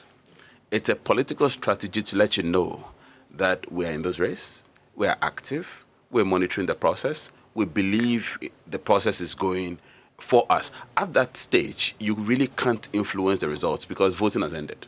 So no one is going to be influenced by what you say in terms of whether to vote for you or otherwise. That's already a done deal. But from the perspective of ensuring that the process somehow works in accordance with your expectation, and in some cases stampeding people or stampeding officers to, as it were, be careful not to do anything against you. That's the political strategy, which may inform some of these presses, designed to pressure and to maintain the momentum in a certain direction as the counting goes on. But in terms of electoral outcomes, in terms of voting, really, those do not have much impact. But it's just a political strategy, and as I said, it doesn't violate any rule of law, so it's inconsequential from the standpoint of law. Well, let's talk about what they're saying, what they're telling us. Who is flipping and who's flopping? I don't think we have really imagined a nation with a skirt and blouse outcome, where we have one party controlling parliament and another controlling the executive. But is that a possibility in 2020? And if it were, what would that mean? Can we afford to have that? Could we make that happen? The experience of 1979 would, on the face of it, counsel against that, on the face of it. And I say this advisedly because the experience of 1979 led to a gridlock. And gridlock can create a constitutional crisis. Yeah. And in a country like Ghana, where our constitutional experiment is just about 30 years old, the oldest actually in Ghana, this is the oldest stability we've had in our governance system. But it's still very young in the annals of constitutional governance. And so experience would ordinarily counsel against that. That gridlock can lead to instability if care is not taken. And given the polemics in our constitution, given the division and the fact that there doesn't appear to be any meeting of minds between the NDC and the MPP, the normal projection is that should there be such, should there be such a situation in which you have parliament in the hands of in the hands of one party and the executive in the hand of another party, we potentially may experience that prospect of a gridlock. That prospect is really high. However, I must confess to you that it has been my secret hope, given the rather, in many ways, dismal performance of Parliament since '92. Yeah. How Parliament has been said to be a rubber stamp. How Parliament has been said to be another executive in a different chamber. How parliamentarians have seen themselves more of an extension of the executive rather than MPs. How ministers in Parliament have seen their jobs as having to come to Parliament to defend not only government business, but to whip others in line, whether or not there is merit in the government business. The overall experience tends to rather worry observers who will expect some enrichment of our governance process, by reason of which you expect that Parliament will be the checker, Parliament will be the overseer, Parliament will be the auditor, Parliament would be the police officer, ensuring that the executive reinforces that representation of the people's mandate, which is given in elections. Given that experience, I have secretly also nursed that expectation, hopefully, that we're going to have an election or an electoral outcome in which whichever party is in the Jubilee House somehow loses Parliament. So I am conflicted. One, being daunted by history and the dynamics of the current season not being different from the dynamics of the historical time of 1979, which worries me. But at the same time, having been disappointed by reason of Parliament's own behaviors and Parliament's own dynamics, as a result of which, as it were, we haven't had that enrichment of the process of governance by which the framers, as it were, structured the current governance arrangement. So it's interesting, and I'm watching on, not sure what I really want to happen at the end. Yeah, but because both ends, I'm happy for both ends, but I'm worried and conflicted at the same time. We've seen majority and minority in Parliament come together and agree on certain things that even majority of the citizens disagree with. Wouldn't they just simply play ball? But you think of what it would take for that ball to be played. You are not wrong in some cases, but if you do a clinical audit of that, if you do a clinical audit of the few times, probably 1% of the entire time Parliament has agreed for its entire lifespan, you realize that often those instances tend to have a certain commonality of interest for MPs. Yes. Almost always, for the few times when there has been unanimity in Parliament, there has been an item in that line of activity, the itemized activity, there has been an item in which members of Parliament have a commonality or unanimity of interest, and by reason of which they coalesce in terms of their voting. So I'm being very different. I'm trying to be quite differential, respectful, and to be honest, I think MPs have, they deserve that. They deserve that. They deserve that respect. Everybody should give that to them. But speaking from a principled standpoint, I think that generally MPs have put party before Parliament, and where they haven't put party before Parliament, they have put person before Parliament and the country. And I think moving forward, that can change. But the only instance I see that changing is where you have differences between the executive party and the parliamentary party. Yeah. The problem with that too is if MPs are going to be principled, then we can have a switch, which is good. Yeah. If they're going to be principled. But unfortunately, I do not expect that, given our history and given our experiences. I think they will be political. Now, when they are not principled, but they are political, you have a gridlock. And when you have a gridlock, there is no governance that will break down. So I'm running along with your fantasy here, by the way, because it is one that I share. I can openly say that. I always wish that at some point we would find ourselves in a nation where the executive requires, the approval of a parliament run by or controlled by a different party in order for things to get done. And yes, I can imagine how much of a headache it will be in terms of procedure. But you would have to come correct. You know, if you're bringing anything to Parliament, you would have to come correct, because the people of Ghana would then be looking at either the executive or Parliament as the reason why something they want is not happening, or something they don't want is about to happen.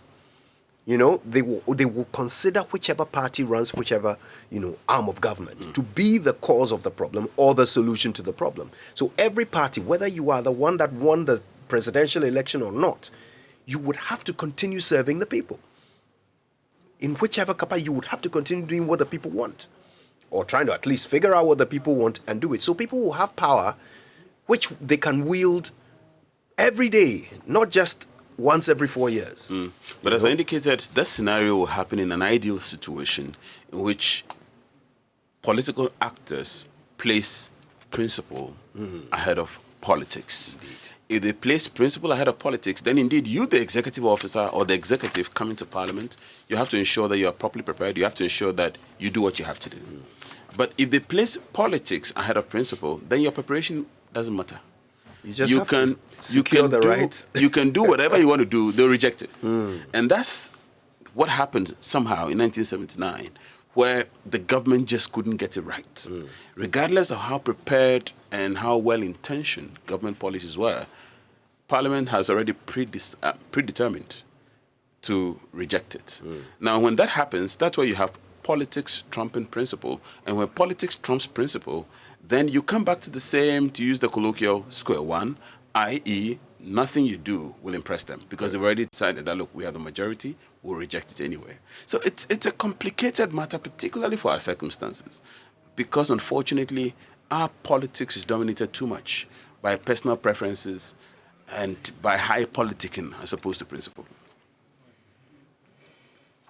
Right. Well, our guest this morning, Kofi Abochi, and of course, we're breaking things down, looking at an imaginary situation, which is not so imaginary. It might actually be a possibility sooner than people think. Absolutely not. Indeed. Yes. It's your election headquarters. We're live on Joy 99.7 FM. We're also live on the JoyNews channel. Thank you so much for choosing to stay with us. The results, the outcome will be heard here.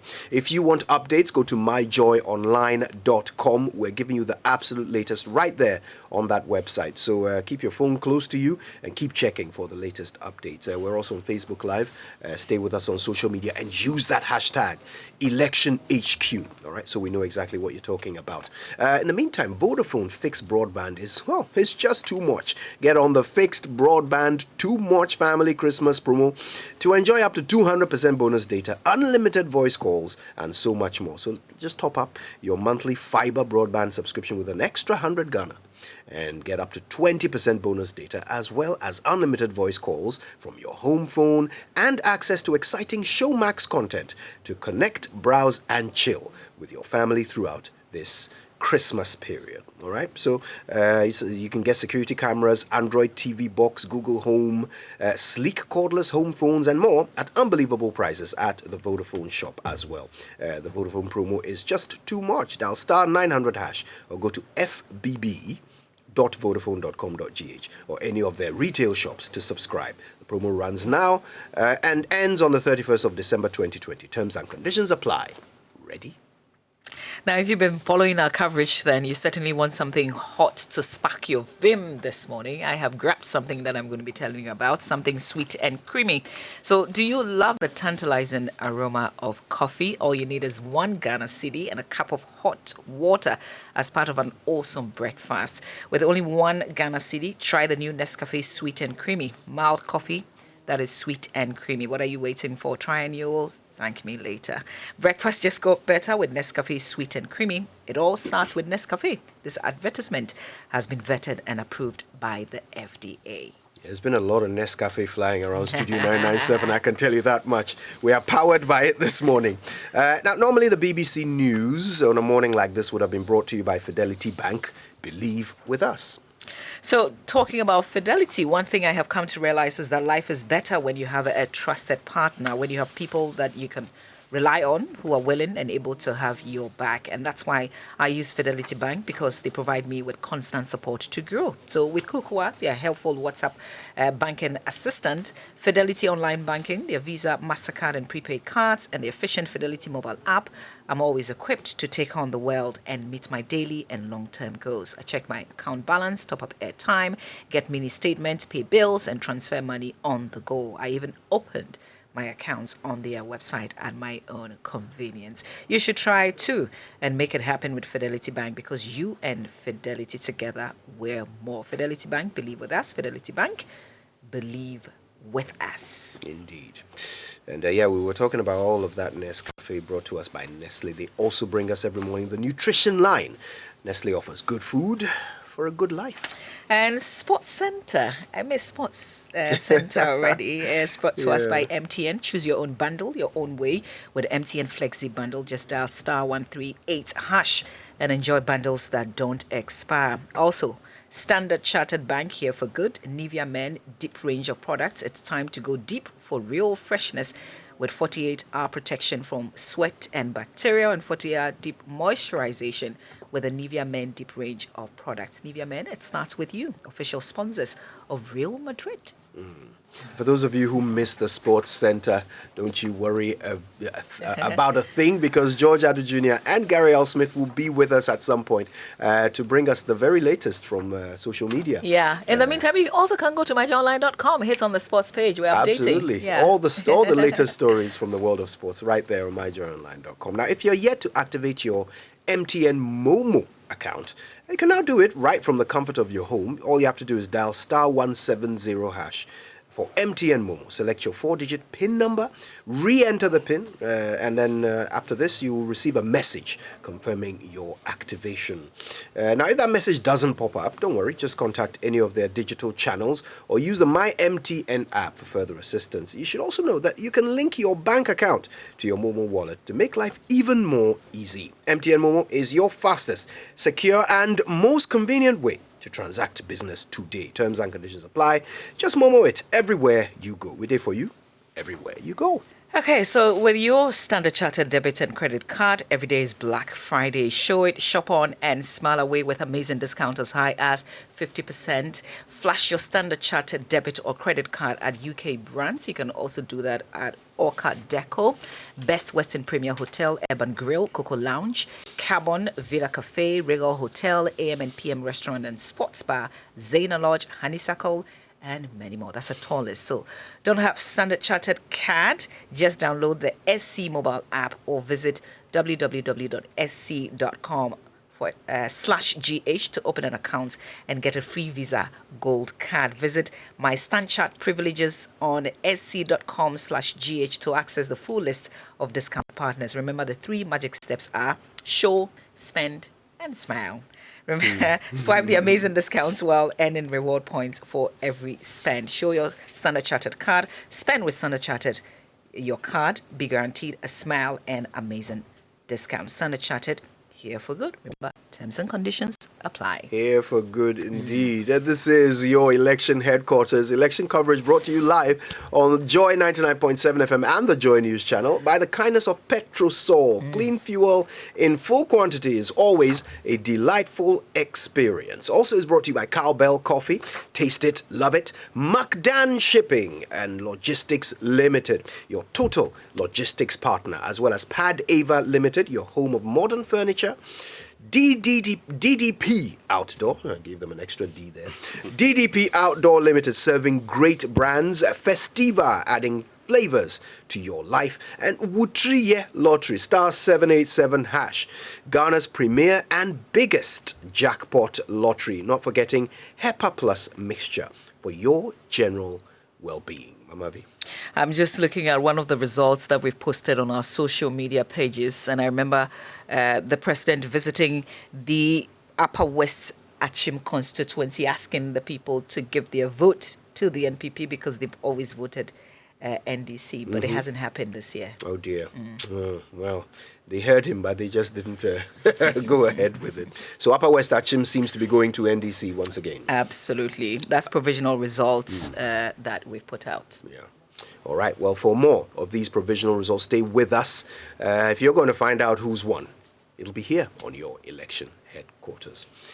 So, well, perhaps we should wake up from our dream of a skirt and blouse nation. I don't think so. Does it look possible because you've also been tracking? I have been tracking, but I'm a bit blind compared to you, you know. So I'm not. Look, the reality is this. As I started my submission today, I mentioned the fact that we are in the situation of tradition and change. We've seen some flips. But it's imperative to understand the context of the flips. Some of the flips are actually technically not flips. Some of the flips are reclamations. In other words, those were seats that were either NDC or MPP, but were lost in the last election and have been reclaimed. So reclamations technically are not flips. They were losses that have been regained. In this respect, the configuration of Parliament may not necessarily change or be influenced heavily by those reclamations because the configuration were upset by reason of the last election, and they, if you like, they're being reset, if so to speak. And so, if in the context of stock market you call that a correction, things move out of gear and later they balance out and they become a correction. So, again, I would have wished that fantasy comes to pass. But often it wouldn't come to pass because skirt and blouse situations are normally what leads to those fantasies. Our elections in Ghana, however, have not manifested skirts and blouses over the years. Over the years, the electors have demonstrated a certain fidelity, not the bank, have demonstrated a certain fidelity to the presidential candidates and the parliamentary candidates running alongside the presidential candidates. I think by and large, we probably are seeing that this time as well. We've seen a few instances or some instances in which the president in a particular area or the presidential candidate in a particular area did not have his parliamentary candidate coming along. But by and large, we've seen situations in which the tradition aspect of the election has been maintained, i.e., parliamentary candidates have won alongside presidential candidates who also won in the particular constituency being spoken of. So I would wish, but as I indicated, even though I would wish that we have that fantasy coming to pass, I also drew attention to the fact of certain dangers and risks that actually go with that. Now, with the high heat involved in our current politics, I actually think that it comes with even more dangers than back in 1979. Yes. 79. Yes, I think the polemics are just too high.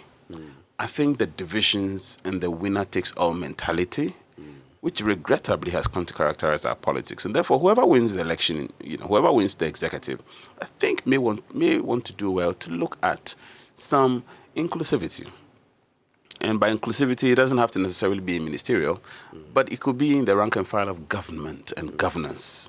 Some inclusivity. The Supreme Court has rendered a very good decision that actually protects people who are at the level of the agency. We have the MDAs, so the Ministries Department Agency, but at the agency level in particular, where we have top-level government bodies like the GNPC, like the Ghana Gas, like the Free Zones, TOR, all these big agencies of state. In the past, once a party loses power, that's it. Everybody's clean, so to speak. The Supreme Court has rendered a decision that would now, it's not completely protective, but it's substantially protective. That now makes that nearly impossible. You can't just come along and say because I give a clean sweep. You no longer have a job. Give a clean sweep. But we still need to do more in terms of inclusivity. That would reduce the stakes of governance. And for me, that would reduce the risk of a gridlock if we have a change in government, let's say the executive and then parliament. Because the reason why we are likely to have a gridlock is the party in parliament, dominating in parliament, which is not in the executive position, will use Parliament, in my opinion, as a punitive instrument. A punitive instrument against the government policy. Will use Parliament as an obstructive instrument to ensure that the key things government wants to do, government is not able to do, particularly because there's a winner-take-all situation here. You've won the executive, so you want to take everything, and then we're out of power. So we have to find a way of, to put it in quotes, depopularizing you as a government. So there are strategic risks with that. And so even though I'm excited at the prospect, if it happens, I'm mindful of the pragmatic risks that we attend to that, and those can actually throw the entire governance process out of gear. And so we need to work on our governance in terms of how divided we are, and how the end of elections signify the end of hope for many people. I think we should get to that point where the end of election should not be the end of hope. Because once the end of election becomes the end of hope, people fight to the death to either stay in power or to get into power. And we don't have to do it that way. I mean, it's a philosophical conversation. It's one of those that could sustain the show probably for 2 hours. And I do have a differing view. I feel as if the main difference between now and 1979 is the role of the people in our republic. I think that has changed. And I think that people are far more, they have far more access to leadership than perhaps back in 79. And that may play a role in the way an opposition party wields the power of parliament, the way a party in power wields the power of the executive. I feel as if they are more accountable to the people today than they were in 79. That's just what I think. And anyway, another conversation for another day. I was looking at the Skettabla situation back in 2016. Gifty is with a smart wall, so she can bring us a lot more analysis on this. But 28 of the 275 seat split votes spread across 9 of the regions. John Mahama out of the 28 got 22 at the presidential level, but the party lost the same number of parliamentary seats. Right. So we'll be, I guess we're looking forward to what we will discover. But we've been also, if you're watching television, you'd find that we've put Felix Ofosu-Kwakye losing the Abra Cebu Kwamankese constituency. Is that a huge one? Is that a surprise? Were you hoping that? Cape Coast has never been, not Cape Coast, but the central region. The central region has never been anybody's backyard. It's constantly an area one has to work for. I'm just trying to remember which of the elections, when the NPP, I think it must have been 2016, when the NPP actually swept the central region. And it was a surprise because no one really expected that. So the central region has shown or demonstrated its capacity to swing and to shift on the basis of dynamics known to the electorates there. And so it is a surprise to the extent that it appears, again, this is something that I may have been aware of, but it appears that he might have worked hard to regain that seat, and having been relieved of government business, he obviously had some time on his hands to actually ensure that he consolidated and kept people happy, and constantly visited the region now and then. And I was once in Cape Coast.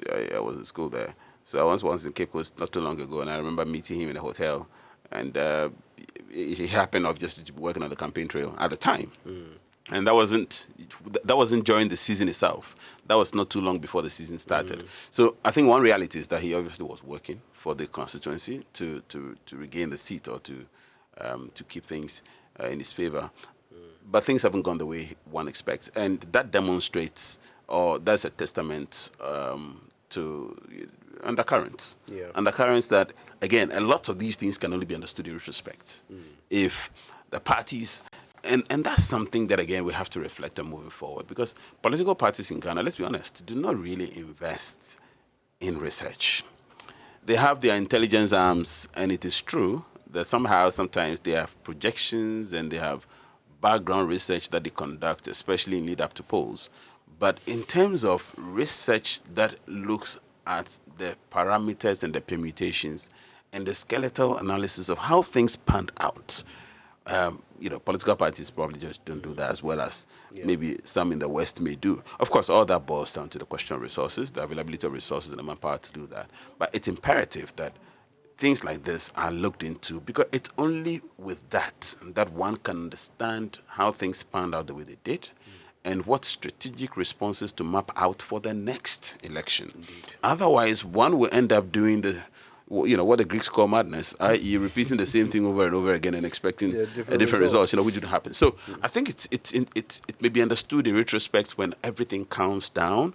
But yes, indeed, I'm a bit surprised that actually he lost it, particularly because I expected that he may have had the time to have worked harder for the seat. But we can't know everything until we do. I want to ask him, have you tried getting into Parliament yourself? No. Okay. Because your colleague, Francis... you mean getting into the physical building or being that being can an be MP? almost as challenging sometimes. Which constituency would that be if you're playing with the idea of getting into Parliament? Which constituency? Yes. Well, okay, so you're asking me to... This is a very unfair question. But here's the thing. I live in what I consider to be the most beautiful constituency in Ghana. You want to guess? I think you... No. Well, that's where he works. That's okay. Yeah. I live in Adenta. Oh. That's where I live. So that's the most beautiful constituency in Ghana. And so why is that? From the constitutional standpoint of qualification, I'm sure I qualify for that area. But yes, I haven't decided yet. I haven't decided on Parliament. Yeah. So sorry to ask you an unfair question on a day like this, but it's because your colleague Francis Xavier Sosu, we're getting provisional results that says that he's won the Medina seat, taking it away from Alhaji Abubakar Sadiq. And that's a huge one. That's a huge upset. You mean that's Medina? That's Medina, exactly. Yes. I will have to come back to this because I'm hearing that we're ready now to go across to the NDC headquarters where a press conference is imminent. So let's cross over to our colleagues Gifty and the team. Our third engagement with you on developments so far as the elections are concerned. Yesterday, I will humbly plead that we mute our phones and we stop all manner of phone calls in the hall because this is a very important engagement. Yesterday, we met you, this morning I should say, not yesterday, it was after 12. Yes.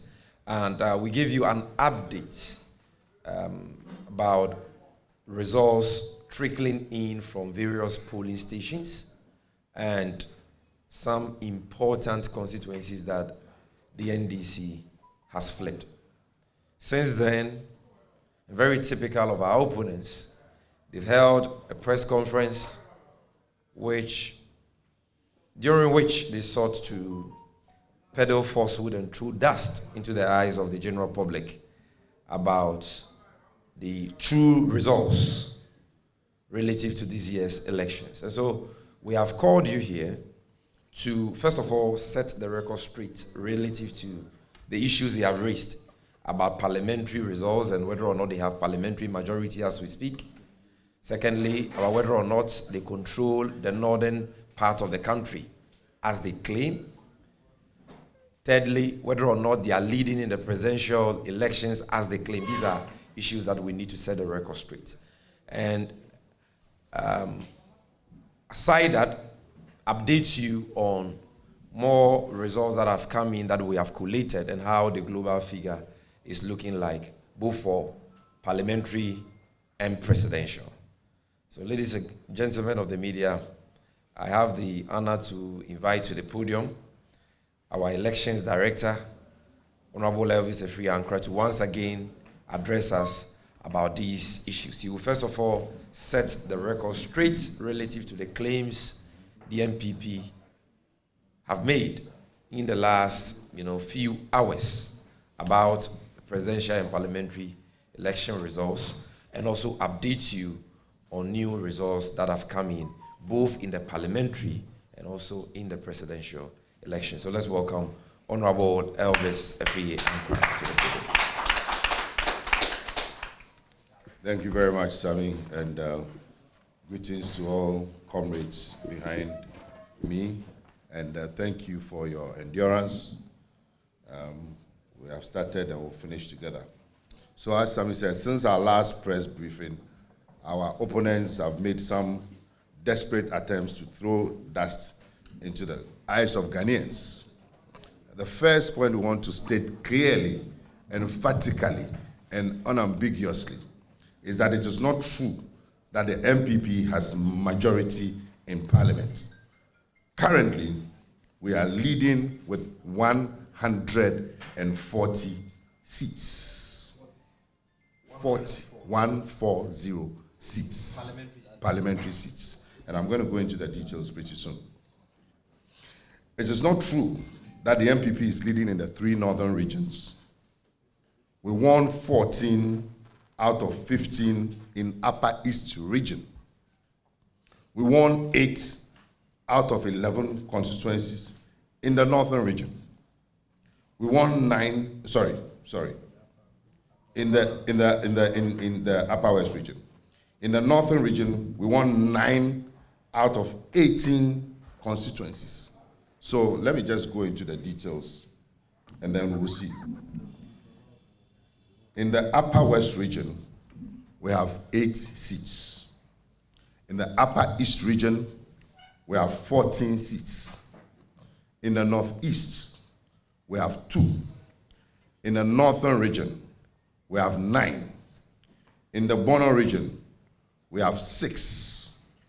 In the Ahafo region, we have 2. In Bono East, we have 9. In the Western region, we have 9. In the Western North region, we have 7. In the Greater Accra region, we have 20.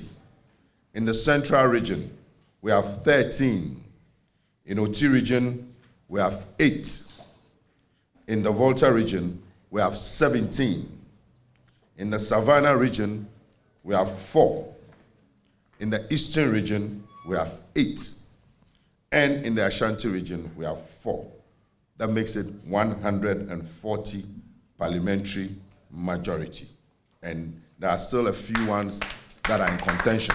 So we believe that this number is going to appreciate. Now, you need to understand, if you understand electoral politics, that wherever, except in a very few cases, a couple of cases, wherever the parliamentary candidate wins, the presidential candidate also wins. And more often than not, the presidential candidate gets more votes than the parliamentary candidate. So it is absurd for anybody in the face of these facts to say that in spite of the fact that we are leading in the parliamentary, we have won regions, constituencies that we've never won before. We have won swing regions, the key swing regions, Greater Accra, Central, the Western Enclave. We have won them and turned them around. Seats that we've never won before, as we said earlier. We have flipped around almost 38 seats. So how can anybody say that in the face of this, they are leading? Again, when it comes to the presidential, yes. Oh, the names of the constituencies. Okay, so good. So let me just go to the specific constituencies. Parliamentary seats won by the NDC in the Upper West region. 1, Wa East, Wa West, Wa Central, Nadoli Kalio, Sisala West, DBI, Laura, Jirapa. Parliamentary seats won in the Upper East region. Bolgatanga Central, Bolgatanga East, Boku Central, Bongo, Bilsa North, Bilsa South, China Paga, Garu, Nabdam, Tempani, Bongo Talensi, Zebila, and Pusiga. Constituencies NDC won in the Northeast. Won Bunkrugu and Nalerigu. There is contention over one, but we'll jump that. When it's sorted, we'll come back to it. Parliamentary seats won by the NDC in the Northern region. Wulensi, Savelugu, Kumungu, Bandai, Saboba, Tamale South, Tamale Central, Tamale North, Sanarigu. Parliamentary seats won by the NDC in Bono, Banda, Doma West, Wenchi, German North, German South, Tyne. Constituencies NDC won in the Eastern Region: Akwetia, Yilo Krobo, Upper Manya, Lower Manya, Esuo Jamai, Ayensuano, Afram Plains North, and Afram Plains South. Fantiakwa, there's some contention. We believe that by noon it will be resolved. Constituencies NDC won in Ahafo, Esutifi South, and Esunafo South. Constituencies NDC won in Bono East, Kintampo North, Nkranza South, Nkranza North, Sene East, Sene West, Pru East, Atebubu, Techiman North, and Techiman South. Constituencies NDC won in the Western North region. In the Western region first: Jomoro, Elembele, Evaledura, Pristia Huni Valley, Wasa East, Amenfi Central, Amenfi East, Amenfi West, and Takwa. Constituencies the NDC won in the Western North region: Sefirioso, Awowin, Bia East, Bia West, Bodi, Joaboso, and Shuamai. Now, the 21 parliamentary seats in Greater Accra won by the NDC: 20. Adan, Sege, Ningo Prampram, Bonkatamanso, Shayo Sudoku, Tema East, Ashiaman, Krowa, Lejokuku, Odododio, Klote Kole, Ladade Kotopon, Ayawaso East, Ayawaso North, Okankwe North, Madina, Adenta, Ablekuma Central, Ablekuma South, and Domiabra, Ubum.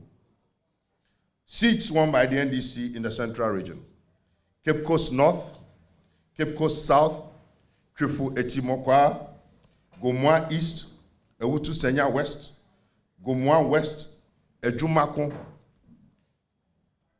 Ekunfi, Asen North, Upper Dentra West, Agona East, and Commander Edina Eguafo Abrim. Constituencies NDC won in Savannah region: Bole, Yape Kusogu, Salaga South, and Sola Tuna Kalba. Seats the NDC won in the Ashanti region: Aswase, New Edubiase, Ejura, and Drobonso. And in Volta region, out of the 18, we lost just one. We won 17 constituencies. So the trajectory is clear. Indeed, based on our figures that we have, we are leading in the Greater Accra region, in the presidential, we're leading in the Western Enclave, we're leading in the Bono Enclave, and we are confident that by the time we compile the rest of the presidential candidates, we'll be in pole position to be the ones that will become the president. John Mahama will be the president of the Republic. And because we're already controlling Parliament. Now, we are aware of the tricks the MPP is playing to change results by ordering recounts of ballots at the collation center, which is illegal. If you want to recount, there's a process that you have to go through. The first recount, you must request for it at the polling station. When that is done, then you request, if you are not satisfied, you have to request for the second collation at the polling station. But that is done at the collation center. We've had situations where there were no recounts at all ab initio, and then they go to the collation center and they insist on recounts. And by the time those recounts start, then funny things happen. Ballot boxes are swapped. We've had situations where in Sefi, ballot box was swapped. So many others. So we see that as a strategy. That because they know they are losing, they use the recount, and then in the process, they do all kinds of things. That is why we're calling on people to be at the collation centers, to support our agents. Because sometimes you have only 2 or 3 agents there, and they come and mass up with their macho men, beat up our people. So we need the numbers there. There have been shootings at various collation centers. We need people to be there to ensure that people are not intimidated, bullied, or cheated, because it is very clear that we are on the trajectory of victory. So, again, we also have intelligence. And again, we have proven to you that anytime we say we have intelligence, when we told you that we have intelligence about ballot papers, People doubted it. Yesterday you saw many people were arrested live. We have intelligence that because they know that they are losing, they've dispatched a team to Ashanti region to go and see if they can manipulate the results. Well, we are watching them with eagle eyes, and our people in Ashanti region should rise up and ensure that nothing untoward happened. You recall previous elections, 2008 or so, where very funny things started happening from the Ashanti region. Well, we have our figures, we are monitoring, and we shall ensure that nobody will steal the mandates of the people. And it's important that you take note of the various heavyweights of the MPP that are falling. You know, Elizabeth Afolikwe, Minister for Fisheries, gone down. Titus Glover, Deputy Minister for Transportation, gone down. Bernardo Koboy, Deputy Minister of Health, gone down. Boniface Abubakar Sidi, Minister for something, I don't remember, gone down. Presidency or Vice Presidency, I don't know which is which. Yabuabia someone. So it's very clear that indeed defeat is staring them in the face. Now, we also have concerns about the EC themselves, the way they are conducting themselves in this exercise. As we sit here now, we have a team that has been at the EC's Coalition Center since yesterday, the strong room. As we speak, and I'm speaking with authority, not even one result has gone to the Coalition Center. True or false? Not one. So they are there, they are waiting. And then they claim they will declare the results in 24 hours. How are you going to declare? It has to go through a process. Even more seriously, Greater Accra and in some regions, they declare results. Our people are at the regional office of the EC now. Not one result, not one. You can go and check. So how are they declaring the results? Because all the results must come to the regional office for it to be collated. What is going on? We need to know. We need to know what is going on, because those results must come to the regional center. They must authenticate, verify, before they will be released. How come that results are being released? Not one has gone to the regional office. So we are very, very concerned about that, and they need to take action on that and do the right thing. There's a process. You can't just get up and say they should send you results from polling stations or constituencies. It doesn't work like that. You yourself said you're going to do manual collation. So you need to go through that process from the polling station to the constituency, and then from the constituency to the region, from the region to the national. Then our people in the strong room can also authenticate before you can come out and tell us anything. So we believe that the right thing has to be done. Again, just a while ago, we got information that in Lejokuku, a seat that they've won, they lost, sorry. Somebody came there with a pink sheet, fresh pink sheets, and he's been arrested and detained by the police. So you see, these are things that they do. So all kinds of manipulations. We've finished the results, certified results have been declared. What are you doing with the pink sheet? So they will come and say they want recount. Before you realize, then they'll swap. So we are very, very vigilant. Our people should continue to be vigilant, and they should not allow all these shenanigans to go on. As I said, we've collated the results, the presidential.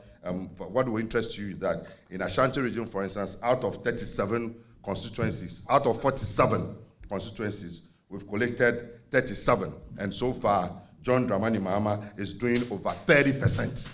Now, over 30% in Ashanti, that's unprecedented, it's huge. And with over 80% of the constituencies collected in Greater Accra region, JDM has over 56%. So by the time the rest comes, we'll see. We have collected over 80% of votes in the Bono and Western Enclave, all those areas. And in all these areas, it is very obvious that our presidential candidate is in pole position to claim a first round victory in this year's election. As we go along, we'll be giving you more details. We are very responsible people, so we want to ensure that by the time we give you specific details, we know what we're about. We know that is the EC that has to declare the election, but it's also within our right to update our people about what we have done so far. So you'll be hearing from us in the next few hours. Thank you very much. All right. Thank you very much. I will try and do a quick summary of this very important presentation in the Twi language because of the account stations here, because we want everybody watching television and every Ghanaian to have an understanding of the issues we are talking about. In Tebusianfo, to say the elections director Akano. Please, Mayor, can we have some order in the auditorium, please?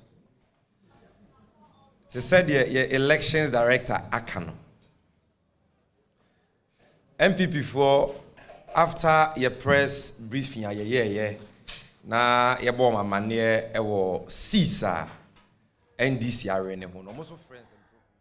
You're live on your election headquarters here on Joy News. We're also on DSTV 421, GoTV 144. We're on Joy 99.7 FM and Love 99.5 FM. Our affiliates across the country and all our social media handles. Just ended the NDC's press conference that was addressed by Elvis Efriyankra, Director of Elections for the party. In summary, he talks about how many parliamentary seats the party believes, according to its coalition, it has won 140 seats, he says, and he gave a breakdown. Essentially, he says that where parliamentary candidates win, most likely presidential candidates win as well. So he's trying to say that if they have 140 seats, according to their coalition or their collated figures, they believe that they had won for the presidential bid in those specific regions as well. He says they flipped around about 38 seats, and he says the NPP has been ordering recount in a bid to, according to him, change results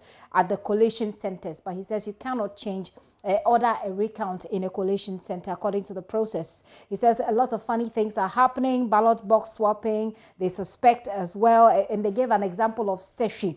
He goes on to say that the NDC believes they are on a trajectory of victory. And then he rationalized the call that they made at their last press conference for people to mass up at the coalition center. He says that it is time for people to be vigilant. So he gave a reason why they called, they asked people to do that. And then he says that they suspect there are plans to manipulate the results. They raised some concerns as well about the Electoral Commission. They said their team in the strong room, the Electoral Commission strong room, say none of the results that have been declared so far across the country have arrived. And they are casting doubts on the ability of the EC to release or declare the result in 24 hours, as the EC has said. Then they raised an issue with Lejokuku, where they say some person has been arrested there with fresh pink sheets. Sami Jemfi, who is a communication officer for the party, right there, as you see him going through what they said in sheet. Now, let me tell you about Hepa Plus mixture. It strengthens the immune system to help fight infections. It helps the liver and other vital organs to correct problems such as excess body fat, overweight, menstrual disorders, sexual weakness. It goes on, and you can call them on 0542 778 572 or 0549 297 463. DDP Outdoor Limited, Ghana's leading out-of-home advertising company, providing your organization with solutions in outdoor advertising. Call them on 054 143 1043. Cowbell Coffee. Wake up every day to that great feeling from a delicious creamy coffee aroma from Cowbell Coffee and enjoy the delicious creamy Cowbell Coffee taste. Cowbell Coffee, taste it, love it. And these are people who are helping us bring you our coverage and thinking of what to make of your cooking, to make your cooking special. Festiva is what you need. Festiva has all that you need to make your food special: breakfast, lunch, dinner. Our products include Festiva jasmine rice from Thailand, Vietnam, mackerel, sardines, mayonnaise, etc. Call us 0540122 003. And Markdown Shipping Company has established itself since 1999. Markdown Shipping has a limitless and well-rounded capacity to meet timelines with optimum technology, a committed workforce, and a network of over 2,400 sea and airports across the country. Number to call 0302 762280 or 024 999 1199. I'll be taking you to some of the constituencies. We hear the members of parliament who are leaving parliament because, well, they have lost I'll start with Adam Mutuakilu, who is Member of Parliament for Damango. He has lost the seat to Abu Jinapo, who is also Deputy Chief of Staff. The Deputy Chief of Staff polled 15,159,089. And, Adam at 15,000, I beg your pardon, as against Adam Mutuakilu's 13,000 thereabout. And here's how the results were declared in Damango. District Electoral Officer to announce the presidential results for Damango Constituency. The individual candidate votes are as follows. Nana Adudanko Akufo-Addo obtained 12,788 votes. John Dramani Mahama obtained 16,231 votes. Christian Kobna Andrews obtained 62 votes. Avon Kobna Green Street got 30 votes. Ekuya Donko got 3 votes. Herbert Lati, 7 votes. Hassan Ayarga, 24 votes. Kofi Percival Akpalo, 15 votes. David Apasira, 20 votes. Bridget Yogbeluku, 7 votes. Nana Kunadu Ajma Rollins, 4 votes. And Alfred Kwame Asedu Walker, 11 votes. The total valid votes are as follows. 29,202 valid votes. Total rejected votes, ballots, 873. And the total votes cast, 30,075 votes. So this is the announcement of the presidential election.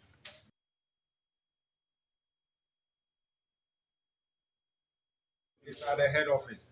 Then parliamentary. Then parliamentary. So,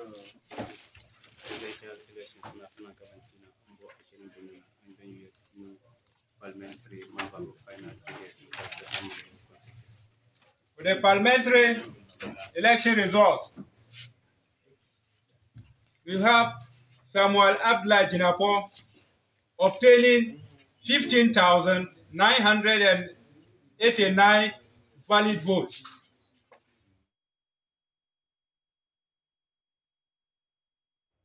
So that unseats Adam Mutuakilu. Abu Jinapo is on Zoom with us. Good morning, Mr. Jinapo. Congratulations. Thank you very much. Thank you so very much, and good morning. You must be very excited. Some 15,000, as against your opponent's 13,000. What do you think worked for you? Well, first of all, thank you. I think what I would say is that if you look at the results in the Savannah region, the MPP and the president have done considerable well in all respects. The president increases his vote, presidential votes, significantly. From 1 seat, as we speak, we've clinched 3 seats in Savannah region. That, by all analysis, is very remarkable.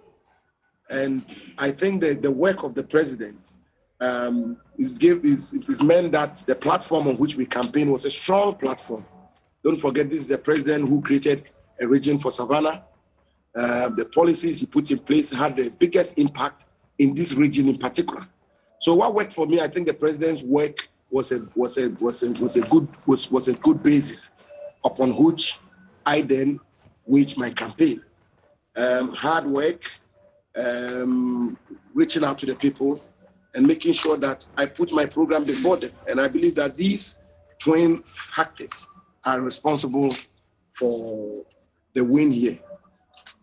Well, Adam Mutuakilu has been holding on to this seat with some 55.2% votes there. That's like 10,263. What exactly did you promised these people? I mean, what was your message, and how do you intend to deliver on it? The message is not dramatically different from the message the MPP gave to the country. Neither is it different from the policies that have been rolled out by the government so far. This is a rural constituency, it's a farming constituency. So agriculture is a big issue here. And therefore, the commitment to complement the efforts of government in helping farmers is one which I put forward strongly. The business of education. I made a point to them. I myself, I was born here. I grew up here in Hamango. I've gotten to where I am today in all humility due to education, primarily because of education. So I put education to before them, and so many other community-based infrastructure issues. But I would say fundamentally, the twin issues of education and agriculture are the primordial issues confronting the people of this constituency. Often people have said that we confuse the real work of the parliamentarian with, the development agent on the ground. What do you bring on board going into parliament? Your opponent was someone who was a very key member of parliament, on serving on committees as well. What does the Abujinapo, personality, or what do you bring to parliament to enrich the work? Well, first of all, I obviously have to be an effective representative of the people of Hamango.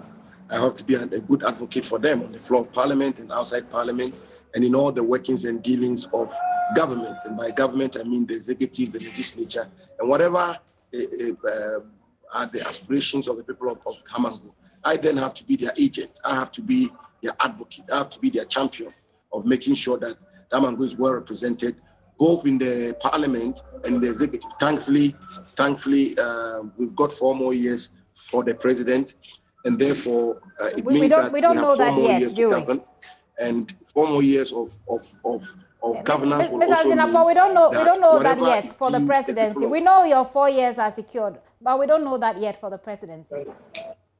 Please, excuse me, I hardly hear you. I'm saying that you say, thankfully, you have 4 more years for the presidency, and I'm saying we don't know that yet. We know that your 4 years are secured now, but we don't know yet for the presidency. Oh, you are being cautious. I understand that. It's a media house. I understand that. But the president has got 4 more years. I mean, he's won the elections.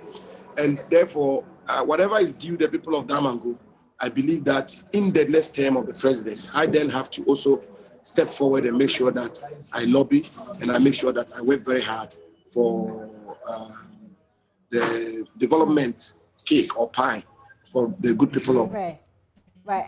That's it for now. I'm sure we'll be talking to you more. But have you called your opponent? Have you called Mr. Mutawakilu? Have you heard from him? Of the national. Have you heard from Mr. Mutawakilu? I thought the norm is that I haven't heard from him. He's my uncle, you know that. He's my uncle. He's a very good friend of mine, and he's put up a very good fight. There's no doubt about it. If you look at the results that we have here, he's put up a very good fight. I mean, except that a critical analysis of the history of this constituency will tell you that the MPP waged such a marvelous fight here from 4 polling stations in the 2016 parliamentary elections. We won almost 80% of the polling stations this time around. From zero polling stations in the presidential elections in 2016, the president has won almost 50% of the polling stations here. So the feat here is extraordinary. All right. But Mr. Mutawakilu, Honorable Mutawakilu, is also put up a good fight. I wish him very well in his future endeavors. Very well. Well, congratulations to you once again. Abujinapo there, who has just won the Damango constituency, taking it away from Adam Mutawakilu. This is your election headquarters. We have a number of them. We'll tell you who they are. But let me take you back to Mamavi Oswabwaji and Kojo Youngson in the 997 studios there with legal practitioner Ernest Kofi Abochi, who is Dean of the Faculty of Law at the University of Professional Studies. Kojo and Mamavi, over to you.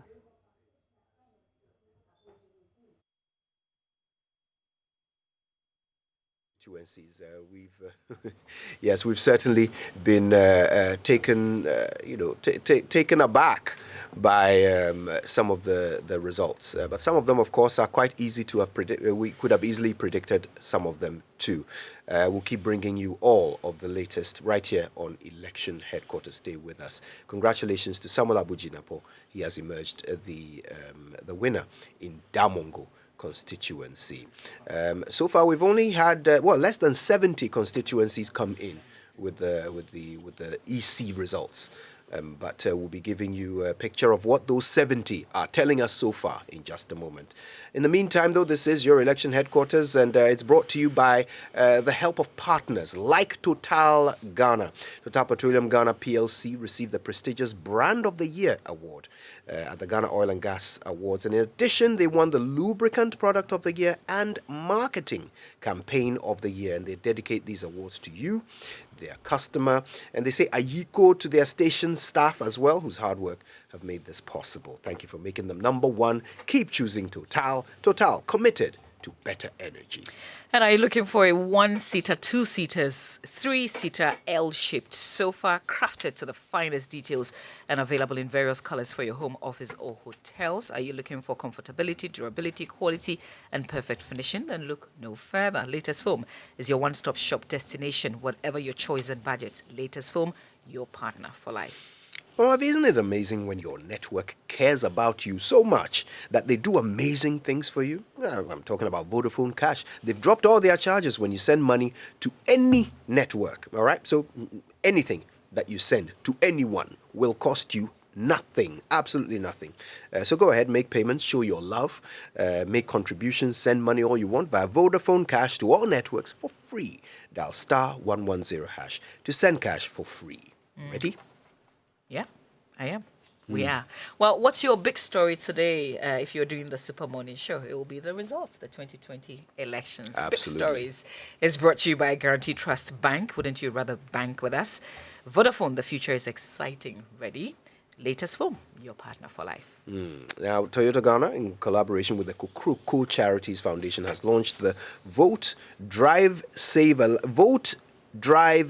Life campaign to promote awareness on safeguarding the peace of this country before, during, and after these elections. And so Toyota Ghana will be giving away a brand new Toyota Starlet to the ultimate winner among participants of this campaign. And you're expected to just dial *713 *70# and follow the prompts to enter any amount and participate. You can enter as many times as possible and increase your chances of winning. Dial *713 *70#. Toyota Ghana Limited is donating the proceeds of this initiative to the Kukuruku Charities Foundation. Social media messages is brought to you by EcoBank. It's simply the Pan-African Bank. Absolutely. And please remember to use the hashtag ElectionHQ. Very soon we'll be bringing you some of your very interesting tweets and comments and posts from social media. So don't stop. Let's all be part of that one national conversation using the hashtag ElectionHQ. Great news for sales, by the way. With EcoBank Pay, GHQR, there are no payment restrictions, okay? We're all collaborating towards a common goal. And as you stay home and maintain social distance and stay safe, EcoBank Pay GHQR allows you to make contactless payments from anywhere, in-store or online, from any bank account, any bank card or mobile money wallet, simply by using your phone, safely and conveniently. You can make the move today and reach more customers with the new EcoBank Pay GHQR. Call 0302 213-999 or the toll-free number 3225. It works 24/7. EcoBank cares, so remember to put in place measures to ensure the safety of your staff and customers. The hashtag is Stay Safe for Business. EcoBank, the Pan-African Bank. And I've got some good news. Get 50 gigabyte data free whenever you buy a Cefline device at any Cefline shop or retail outlet today. Cefline, Ghana's premier 4G LTE network, puts the whole world in your hands. This 50 gigabytes offer gives you enough data to power your digital lifestyle for school work, virtual team meetings, all your streaming services, as well as sharing fun moments with family and friends. Our bundle offerings give you the flexibility to choose between no expiry or never running out of data. So whether it's internet for your whole family, your school, your office, or yourself, Ghana's only true 4G network has got you covered with this 50 gigabyte offer. Walk into any of our shops or retail outlets in Accra, Tema, and Takrady to buy a device and redeem 50 gigabytes of internet instantly for free. Cefline, it's about time. Yes, and it would have been about time a couple of hours ago for the Joy Business Minute, brought to us by Consolidated Bank Ghana, CBG. We stand with you. Mama V will tell you a bit about CBG.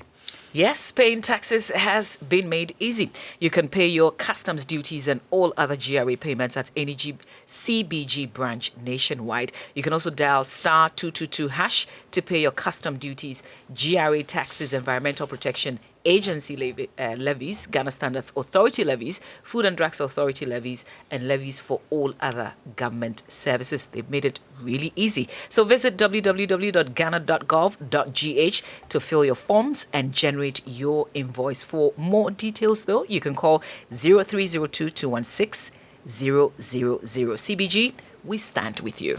Let me tell you a short story about Paul Kofi. It was right after his studies in recycle management that Paul Kofi accepted the challenge of building with plastic waste. Today, not only does he help in recycling our environment, he provides jobs for many Ghanaians. There's a short story about Paul Kofi. And of course, it just illustrates that at ABSA, this is what they call Africanacity. Their inspiration behind who they are, what they do, and it's their commitment to helping people find a way to get things done. We love Africanacity. To find out more, go to absa.com.gh. I've got a little reminder here. If you're yet to activate your MTN Momo account, you can now do it right from the comfort of your home. You just have to dial *170# for MTN Momo, select 4 digits PIN number, re-enter that PIN number to confirm it. After this, you will receive a message confirming your activation. Should that message fail to pop up, contact our various digital channels or use MTN or My MTN app for further assistance. You should also know that you can link your bank account to your Momo wallet to make life even more easy. MTN Momo is your fastest, secure, and most convenient way to transact business today. Terms and conditions apply. Just Momo it everywhere you go. We're there for you everywhere you go. Now, Mahavi, you probably have a favorite perfume, right? Favorite, designer, maybe? Favorite TV station? Yes, no doubt. Well, there's something that people are starting to develop a favorite in, and that is temperature guns. Oh. Yes, it's just a sign of the times, right? But I'll tell you who's making it easy. Kingdom Books and Stationery. They have the best temperature gun on the market. It's got a precise non-contact measurement system. It comes with automatic data hold, auto power off, a backlight LCD display, and you can set an alarm value, so that beyond that value, the alarm will go off and you're dealing with someone who needs a bit more attention. For bulk purchase, go to Kingdom Books and Stationery. Call them on 050-140-1050. Okay, or you could try 0244-311-955, or just go to any of their shops across the country or their head office, which is at Osu Akweje Junction. So yes, get ready to discover your favorite temperature gun at Kingdom Books and Stationery. They're doing the hard work for all of us. Absolutely. It's a brand that you can trust. Well, we've got our resource person, Mr. Enes Kofi Abochi, is Dean, Faculty of Law, UPSA. We've just listened to the NDC's press conference. We're talking about the flop a while ago. Here's another one. So the NDC, they've got 109 seats in Parliament. And they're claiming that they have 140 seats. I just want to quickly run us through what they've done by way of their parliamentary seats in 2016. So in the Ashanti region, they have 3 seats. They are now claiming from the press conference that they have 4, which means that they've added 1 more seat. Bono Ahafo, they have 9. In the central region, they have 4. Today, they say they've got 13 out of the figure that has come out. In the Eastern region, they have 6, but that has gone up from their press conference because they say they've added 2 more seats to the 6 that they have. Greater Accra region, that's a big one. Let's see, they say they've got 20 seats. What they hold today is 13 from the 2016 elections. From Greater Accra, we go to Northern region, where they're claiming now that they've got 9 out of the 18 in the Northern region. So that's like retaining the same figure because they have 18. Upper East, they have 12. What are they saying today out of the press conference with what has come through? So they've got 14 out of the 15 seats in the Upper East region, according to the NDC from its press conference a while ago. In the Volta region, they have 25, but today they say they have 17 out of the figure that has come out. Remember, it's 140 seats that they are claiming that they have out of the 275 so far collated. And then the Western region, they've got 10. But here's what they're saying today, 9. But we know there's Western North and Western. So Western North, they say they have 7. Yeah. So 9 and 7. Western and then Western North. But I just wanted to ask you, Mr. Abochi, because we were talking about the press conferences a while ago. You've shared with us the implications of both parties saying that they've taken the lead. It's not such a it's not such a dangerous thing what they've done with this press conference, but now they claim they've got 140 seats. If that is actually the true picture, then the idea that you've been playing with is not just a dream any longer. We could actually have, but that's to say that they've lost the presidential. They haven't touched on that yet, so we can just still play with the idea. How about we have an NDC majority in parliament and an NPP government? I already spoke on that.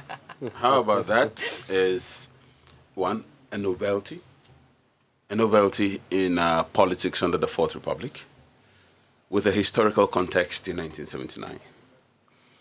Kojo mentioned that the dynamics are different, or maybe different this time, particularly because people have access to power.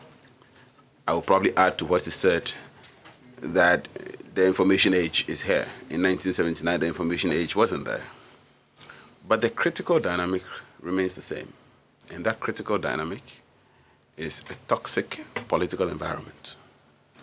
A toxic political environment creates not only a winner-takes-all mentality, but also, to use the cliche or to use the colloquial expression, pull him down. So governance doesn't become a collaborative and cooperative process in which political parties see themselves as partners to move the country forward pending another election. One of the major problems of the 1992 constitutional regime in terms of the Fourth Republic is that we are in a constant cycle of elections. There's this constant electoral cycle that never ceases, and that's the problem. So we never get on with the governance. Normally after elections, we're supposed to move from the electoral phase to the governance phase. And the governance phase is collaboration, cooperation, back-channeling, a lot of deal-making, a lot of concrete achievements of things being done. Unfortunately, as soon as one election is over, the losers immediately start preparing for the next election, and the target is the government. The government starts preparing for the next election, and the target is the opposition. So we never get down to governance, and we're in this constant throes of elections and the electoral cycle, and that distorts everything. Yeah. And it that's kind why of defeats the purpose, doesn't it? Well, it does, and that's why policy constantly reflect political dynamics. That's why policy constantly reflect electoral expectations. And so there's distortion. We don't take decisions for the goodness and the sake of taking the decision per se. And all these are challenges that one cannot ignore if you have to have the dynamic of one party in parliament and the other in the executive. We have just a few minutes to wrap up, and I think it would be interesting for us to wrap up on your thoughts on the EC. Jean Mensah-led EC. And in that presser that we just listened to from the NDC, interestingly, they wrapped things up there by suggesting that the EC was not meeting expectation. Mr. Elvis Ifriankra talked about how the EC's central collation point here in Accra hasn't received even one result yet from anywhere in the country. And they pointed that out as some sort of mark of a failing. In the last 2 minutes that we have, I wonder what your assessment of the EC's performance will be in 2020 elections. My assessment is that the EC has done amazing. I mean, so far there's been close to zero specific incidents of the EC doing things that are being challenged by the parties as untoward. The EC itself. I think the NDC mentioned something in their press conference, but clearly as a party, in fact, the NDC's flag bearer, John Mahama, when confronted with the EC's conduct, not too long ago, actually indicated that there should be a wait and see. But so far, they have not been happy with some things historically, but so far it's a wait and see. So it appears that the EC may have not necessarily done anything wrong that should warrant so much worry or concern. But I think there was a specific mention about the Jean Mensah land. I think Jean Mensah is a fine woman, but I will hope that moving forward after Jean Mensah, the nature and manner in which EC commissioners have been appointed, starting particularly with Charlotte Osei. I think that's where the problem started, and I suspect we haven't rectified that.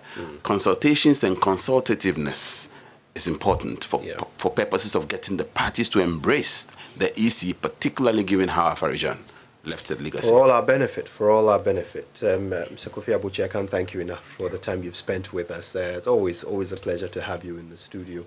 And I can't thank you, those who have joined us and stayed with us throughout this process on your election headquarters. And you've made the only good decision required for this period is just to stay with us until we bring you the absolute latest. Mamabi, I think we can cross over now. Yeah, this is your home of independent, fearless, and credible journalism. We are your election headquarters from Studio 997.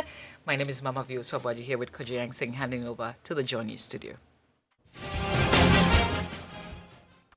And I am Gifty Andor Pia. Of course, we've been doing this since Sunday.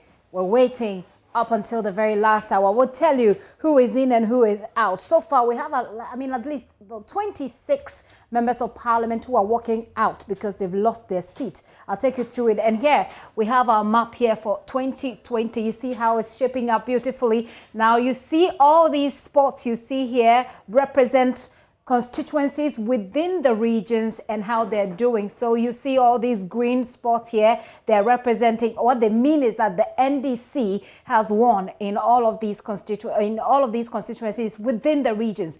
With these blue spots here, it tells you that the NPP has won. Well, so far we have, if you can check on your screen, a number of constituencies that have come in already, but take a look at the result so far. Now, that's the latest. That's the very latest. We have about 69 constituencies so far. We have results from about 69 constituencies so far. As of right now, if I check the time, it's 9:58. The NDC's John Mahama has 50.6%. That has just changed. That's 50.7%. 50.7% with 1,400,708. The NPP's Nana Dankwa Akufo-Addo has 48.5%. That's 48.5% with 1,349,752. Of course, that's not all the constituencies there are. There are more constituencies. We're monitoring closely to update you. So take note of that. This is what's happening right now. We have about 69 constituencies so far. Like I said, we have some regions within the constituencies within the Upper West that have come, Upper East, Northern region. So far, I think it's only, even we have something from Savannah. Most of the regions have constituencies that are covered. I'm going to take a very quick break. When I return, we still have some more, and I have the list of the MPs here. I'll take you through the list of the MPs. In fact, Adam Mutwakilu, we've already told you, the Deputy Defense Minister, Major Retired Derrick Odro, has as well lost his seat. Michael Jato, Deputy Sanitation and Water Resources Minister, has lost his seat. Yao Boabea Samoa has lost his seat. Boniface Abubakar Siddiq has lost his seat. George Anda has lost his seat. Barbara Asha Ayisi has lost his seat. We're checking more, but it looks like Elizabeth Afolekwe as well has lost his seat. Anthony Cabo as well. Felix Kwachefoso, of course, he didn't lose his seat. He just couldn't get into Parliament. I'll be right back here on your election headquarters.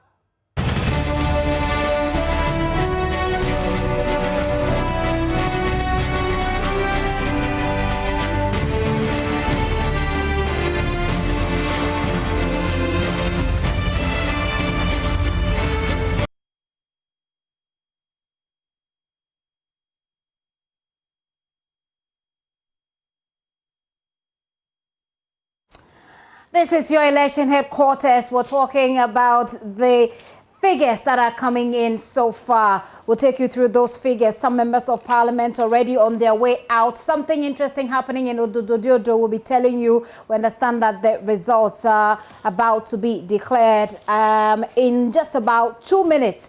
We're on the ground to bring you up to speed. But if you are in these constituencies, if you voted in these constituencies, take a look at how your member of parliament or the person you voted for did. Edward Derry, who is the vice chairman of the Public Accounts Committee, Lambusi constituency, has lost his seat. Adam Mutawakilo, Damango constituency, he has lost the seat to Abu Jinapo, who we spoke to a short while ago, who is also Deputy Chief of Staff. Derek Odro, Major retired Derek Odro, who is also Deputy Defense Minister, has lost his seat in Nkranza North. He has lost it to Joseph Kwesi Mensah. Let me take you to Odododiodo right now. Ernest Menu is standing by for us. Hello, Ernest. Oh, no. Is my mic on? Right, we'll get to... Check it. Ernest, I can hear you in the background. Do speak up if you hear me. Are they declaring the results for Odododiodo constituency right now? Certainly, it has been an interesting constituency with the incumbent member of parliament arrest at dawn earlier today. Ernest, what has changed right now? Are the figures ready?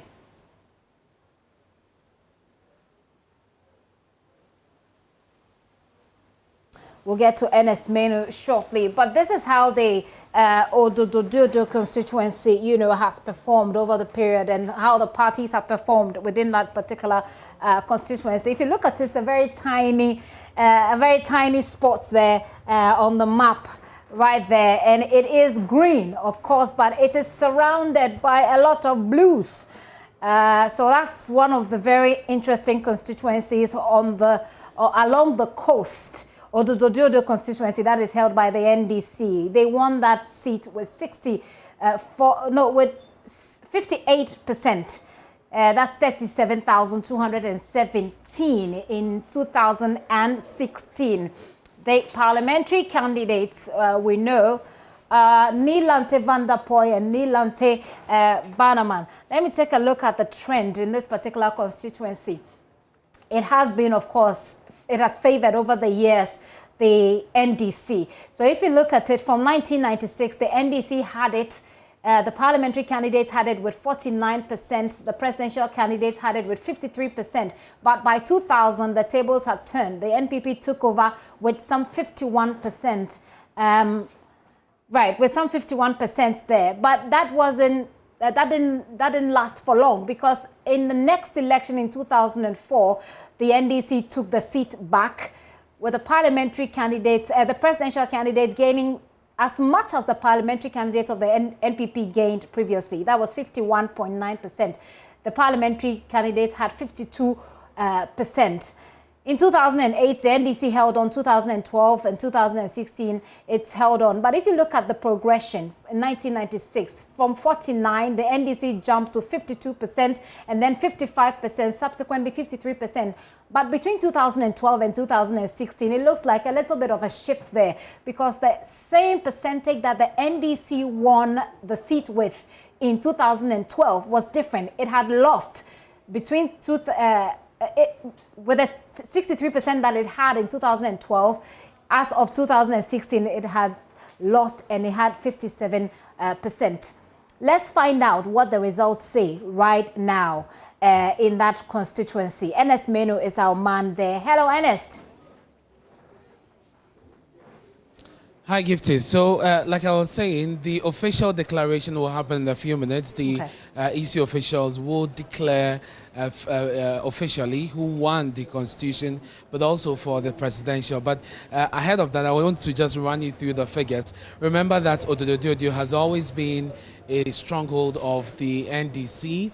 Since '92, the NPP has won it only once. That's in the year 2000, when Reginald Aibonte contested on the ticket of the NPP.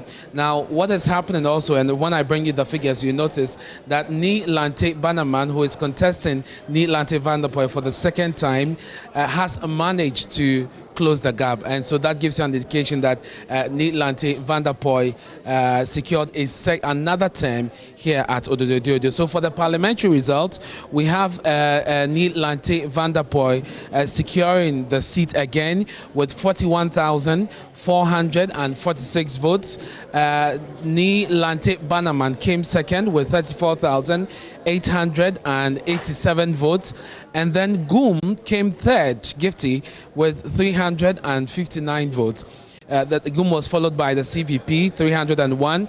The GFP had 0, APC had 10, LPG 0, PNC 0, PPP 0, and NDP 0. Now, for invalid votes, we have as many as 805. And so that is it for the parliamentary results. For the presidential, the difference isn't that much, but you see that the presidential, the presidential candidate of the NDC performed better than the presidential candidate of the NDC in the parliamentary election. So John Dramani Mahama secured 42,636 and followed closely by Nana Addo Dankwa Akufo-Addo with 33,896. Goom came third with 320. Then there's CBP 400 and I beg your pardon, that's a 45. And then GFP 13, GCPP had 16, APC 18, LPG 14, PNC had 14, and PPP 12, NDP 13. Walker, the independent candidate, also secured 9 votes. And for the valid vote cast, Gifty, you have 76,908. And invalid votes as many as 1,343. And so these are the results from the Ododo constituency. We're just waiting for the EC officials to make it official, and then we can secure a copy of the pink sheets. But these are the figures we got from them as projected a while ago on the projector mounted here at the City Engineers, which is the collation center for the constituency here. And Ernest, you mentioned the figures for the presidential candidates, and I have the ones for 2016, where we had about 64% turnout, with a valid vote of 64,164. John Mahama then had 37,217. How does it compare with what you have there? Because the president, Nana Akufo-Addo, also had 26,585. So in both cases, you see an increase in the performance, or let me say that they both performed better this time round. And so you see that John Dramani Mahama secured 42,636 votes, even better than what the parliamentary candidate secured. And then Nana Addo Dankwa Akufo-Addo also this time round, 33,896. And so they both performed better this year in terms of the figures. But of course, the NDC still in the lead. Said the NDC has, the MPP has managed to close the gap. Exactly, when it comes to the parliamentary, because last year, Ni Lante Vanderpoel 4 years ago, you mean? A little over 10,000. And I mean 4 years ago, yes. He won it with a little over 10,000. Now this year we are looking at 8,000, a little over 8,000. Let me bring you the figure as I computed here, Gifty. So the difference now is 8,706. and that is an improvement on the 2016 performance or results. So what is keeping the EC officials from announcing or declaring the results? What's happening right now? Well, Gifty, they're just going through their usual processes, the clerical issues they have to deal with, and make sure that everyone is on the same page.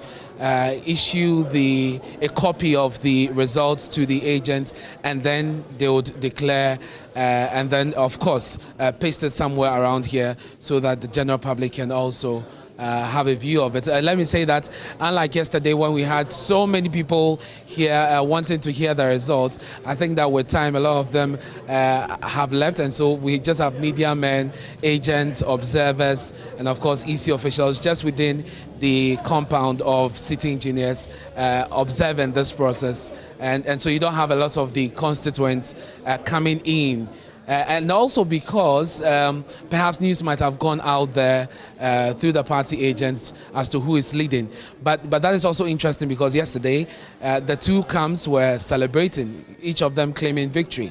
But now it is very clear, Gifty. And indeed, we'll keep your live view on for a while, and as we wait, you know, we keep our eyes on the declaration of that result. We'll come to you shortly. Ernest, thank you very much.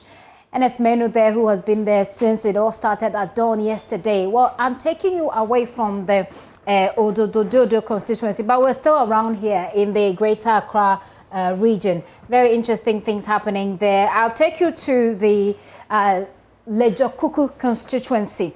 Take you to the Lejokuku right there. That's the Lejokuku constituency. Bernard Okoboy, Benita S. Okitidua, they slugged it out in the last election 4 years ago. We understand that there are reports of growing tension there. Daryl Kwao is joining us via Zoom to give us an update. Hello, Daryl.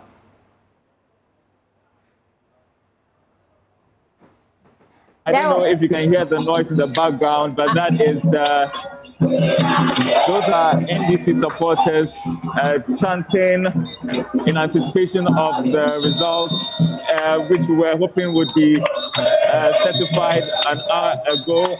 It's been tension-filled here this morning as we await the results. So what we know in terms of the results so far is that the NDC is in the lead, but there was some confusion about 30 minutes ago when we saw some returning officers just arriving here at the collation center. That got the NDC supporters really angry. In the past 30 minutes, we've heard from the campaign of Ayiku claiming that Okoboy wants to rig the elections.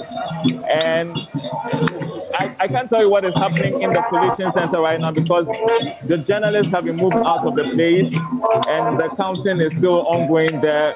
We are hoping for the results very soon, but as it has always been, it's a very tight race. We can't really figure out who's winning at this point. But the results that were projected in the morning, that was about 3 hours ago, showed that the NDC was in the lead. The MPP supporters here are upset because they feel that there are plans to rig the poll, and that's why there's a delay in announcing the results. So they've been chanting in the background here. But we also have MPP supporters also close by, also waiting patiently for the results to be announced. If you were here about 15 minutes ago, it was total chaos as the returning officers arrived into this place because the NDC supporters didn't understand why the returning officers had to wait that long to arrive. And so the delay in announcing the result is creating some sort of tension here. Security personnel have been trying very hard to restore calm.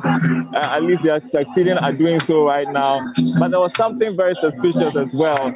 Just when the journalists were taken out of the collation center with the information that the results were going to be announced soon, and we saw security officials nosing around the election materials, around the items there, claiming that they were looking for missing pink sheets. That was when we saw the returning officers arrive as well. So there's a lot of suspicion in here. The NDC thinking that the MPP wants to rig the poll in favor of Okoboy, who is currently trailing Gifty. Well, Daryl, thank you very much from the Lejokuku constituency. Daryl Kwao there, bringing us up to speed on what's been happening there. Like I said, we'll take you through just a few of those who are leaving Parliament. Yabwa Samoa, Michael Jato, Jericho Dro, Major retired, Boniface Abubakar, Member of Parliament for Medina, who has been unseated by Francis Xavier Sosu, George Anda, unseated by Gisela Tete Agbotui, Barbara Asha Ayisi, unseated by Kwamina Mintanyakun, Elizabeth Afolekwe by Agnes Nalate, Anthony Cabo in the Laura constituency by Bidi Ziding, Felix Kwachefosu, who didn't make it at all. There's still a long list that will take you through. There's myjoyonline.com where you can follow the result of the elections from on there. But for now, I'm just going to take a bow out right now. But just in case you're just joining us, these are the results so far. This is how it looks like. This is how the results for the 2020 elections look like so far. I take a wrap here. My name is Gifty Andopia, but of course our coverage is made possible by these people with 3 lotteries. Kill the stress with jumping into Trotsky on busy appointment days with only 5 cities. Dial *787 hash now to play and drive home a brand new Toyota Corolla with 5 cities this Saturday. Same tickets qualify you to bag home the new big 395,000 jackpot same draw day with thousands more cash prize. And due to hard times, we have become value hunters. But are we hunting for value the right way? Remember, your engine is more valuable than just cheap fuel. Be smart, hunt for holistic value. Holistic value is when you have quality fuel. Petrosol, we serve you clean fuel in full quantity at a fair price, and that is holistic value. So come to us. And are you tired of spending money on inferior products for your homes and offices? Are you suffering from back pains and other heart-related diseases? Pad Eva Limited, your home of modern furniture, has brought in durable but affordable stand-up desk, not only to improve your health but also to enhance your productivity. Call them on 0302 220-347 or 0244-533-153. That's Pad Eva, your home of modern furniture. Our election coverage is brought to you in association with Petrosol, Cowbell Coffee, Magdan Shipping Logistics Limited, Pad Eva DDP Outdoor Limited, Festival with 3-year lotteries and Hepa Plus mixture. My name is Gifty Andopia. I've been doing this with Mamavia Uswabwaje and Kojo Yangsen. We also had Ms. Abochi join us with that. Daniel Dazi and Benny Sabubedu Lansa will be taking over from now. Go to myjoyonline.com. We have the results there.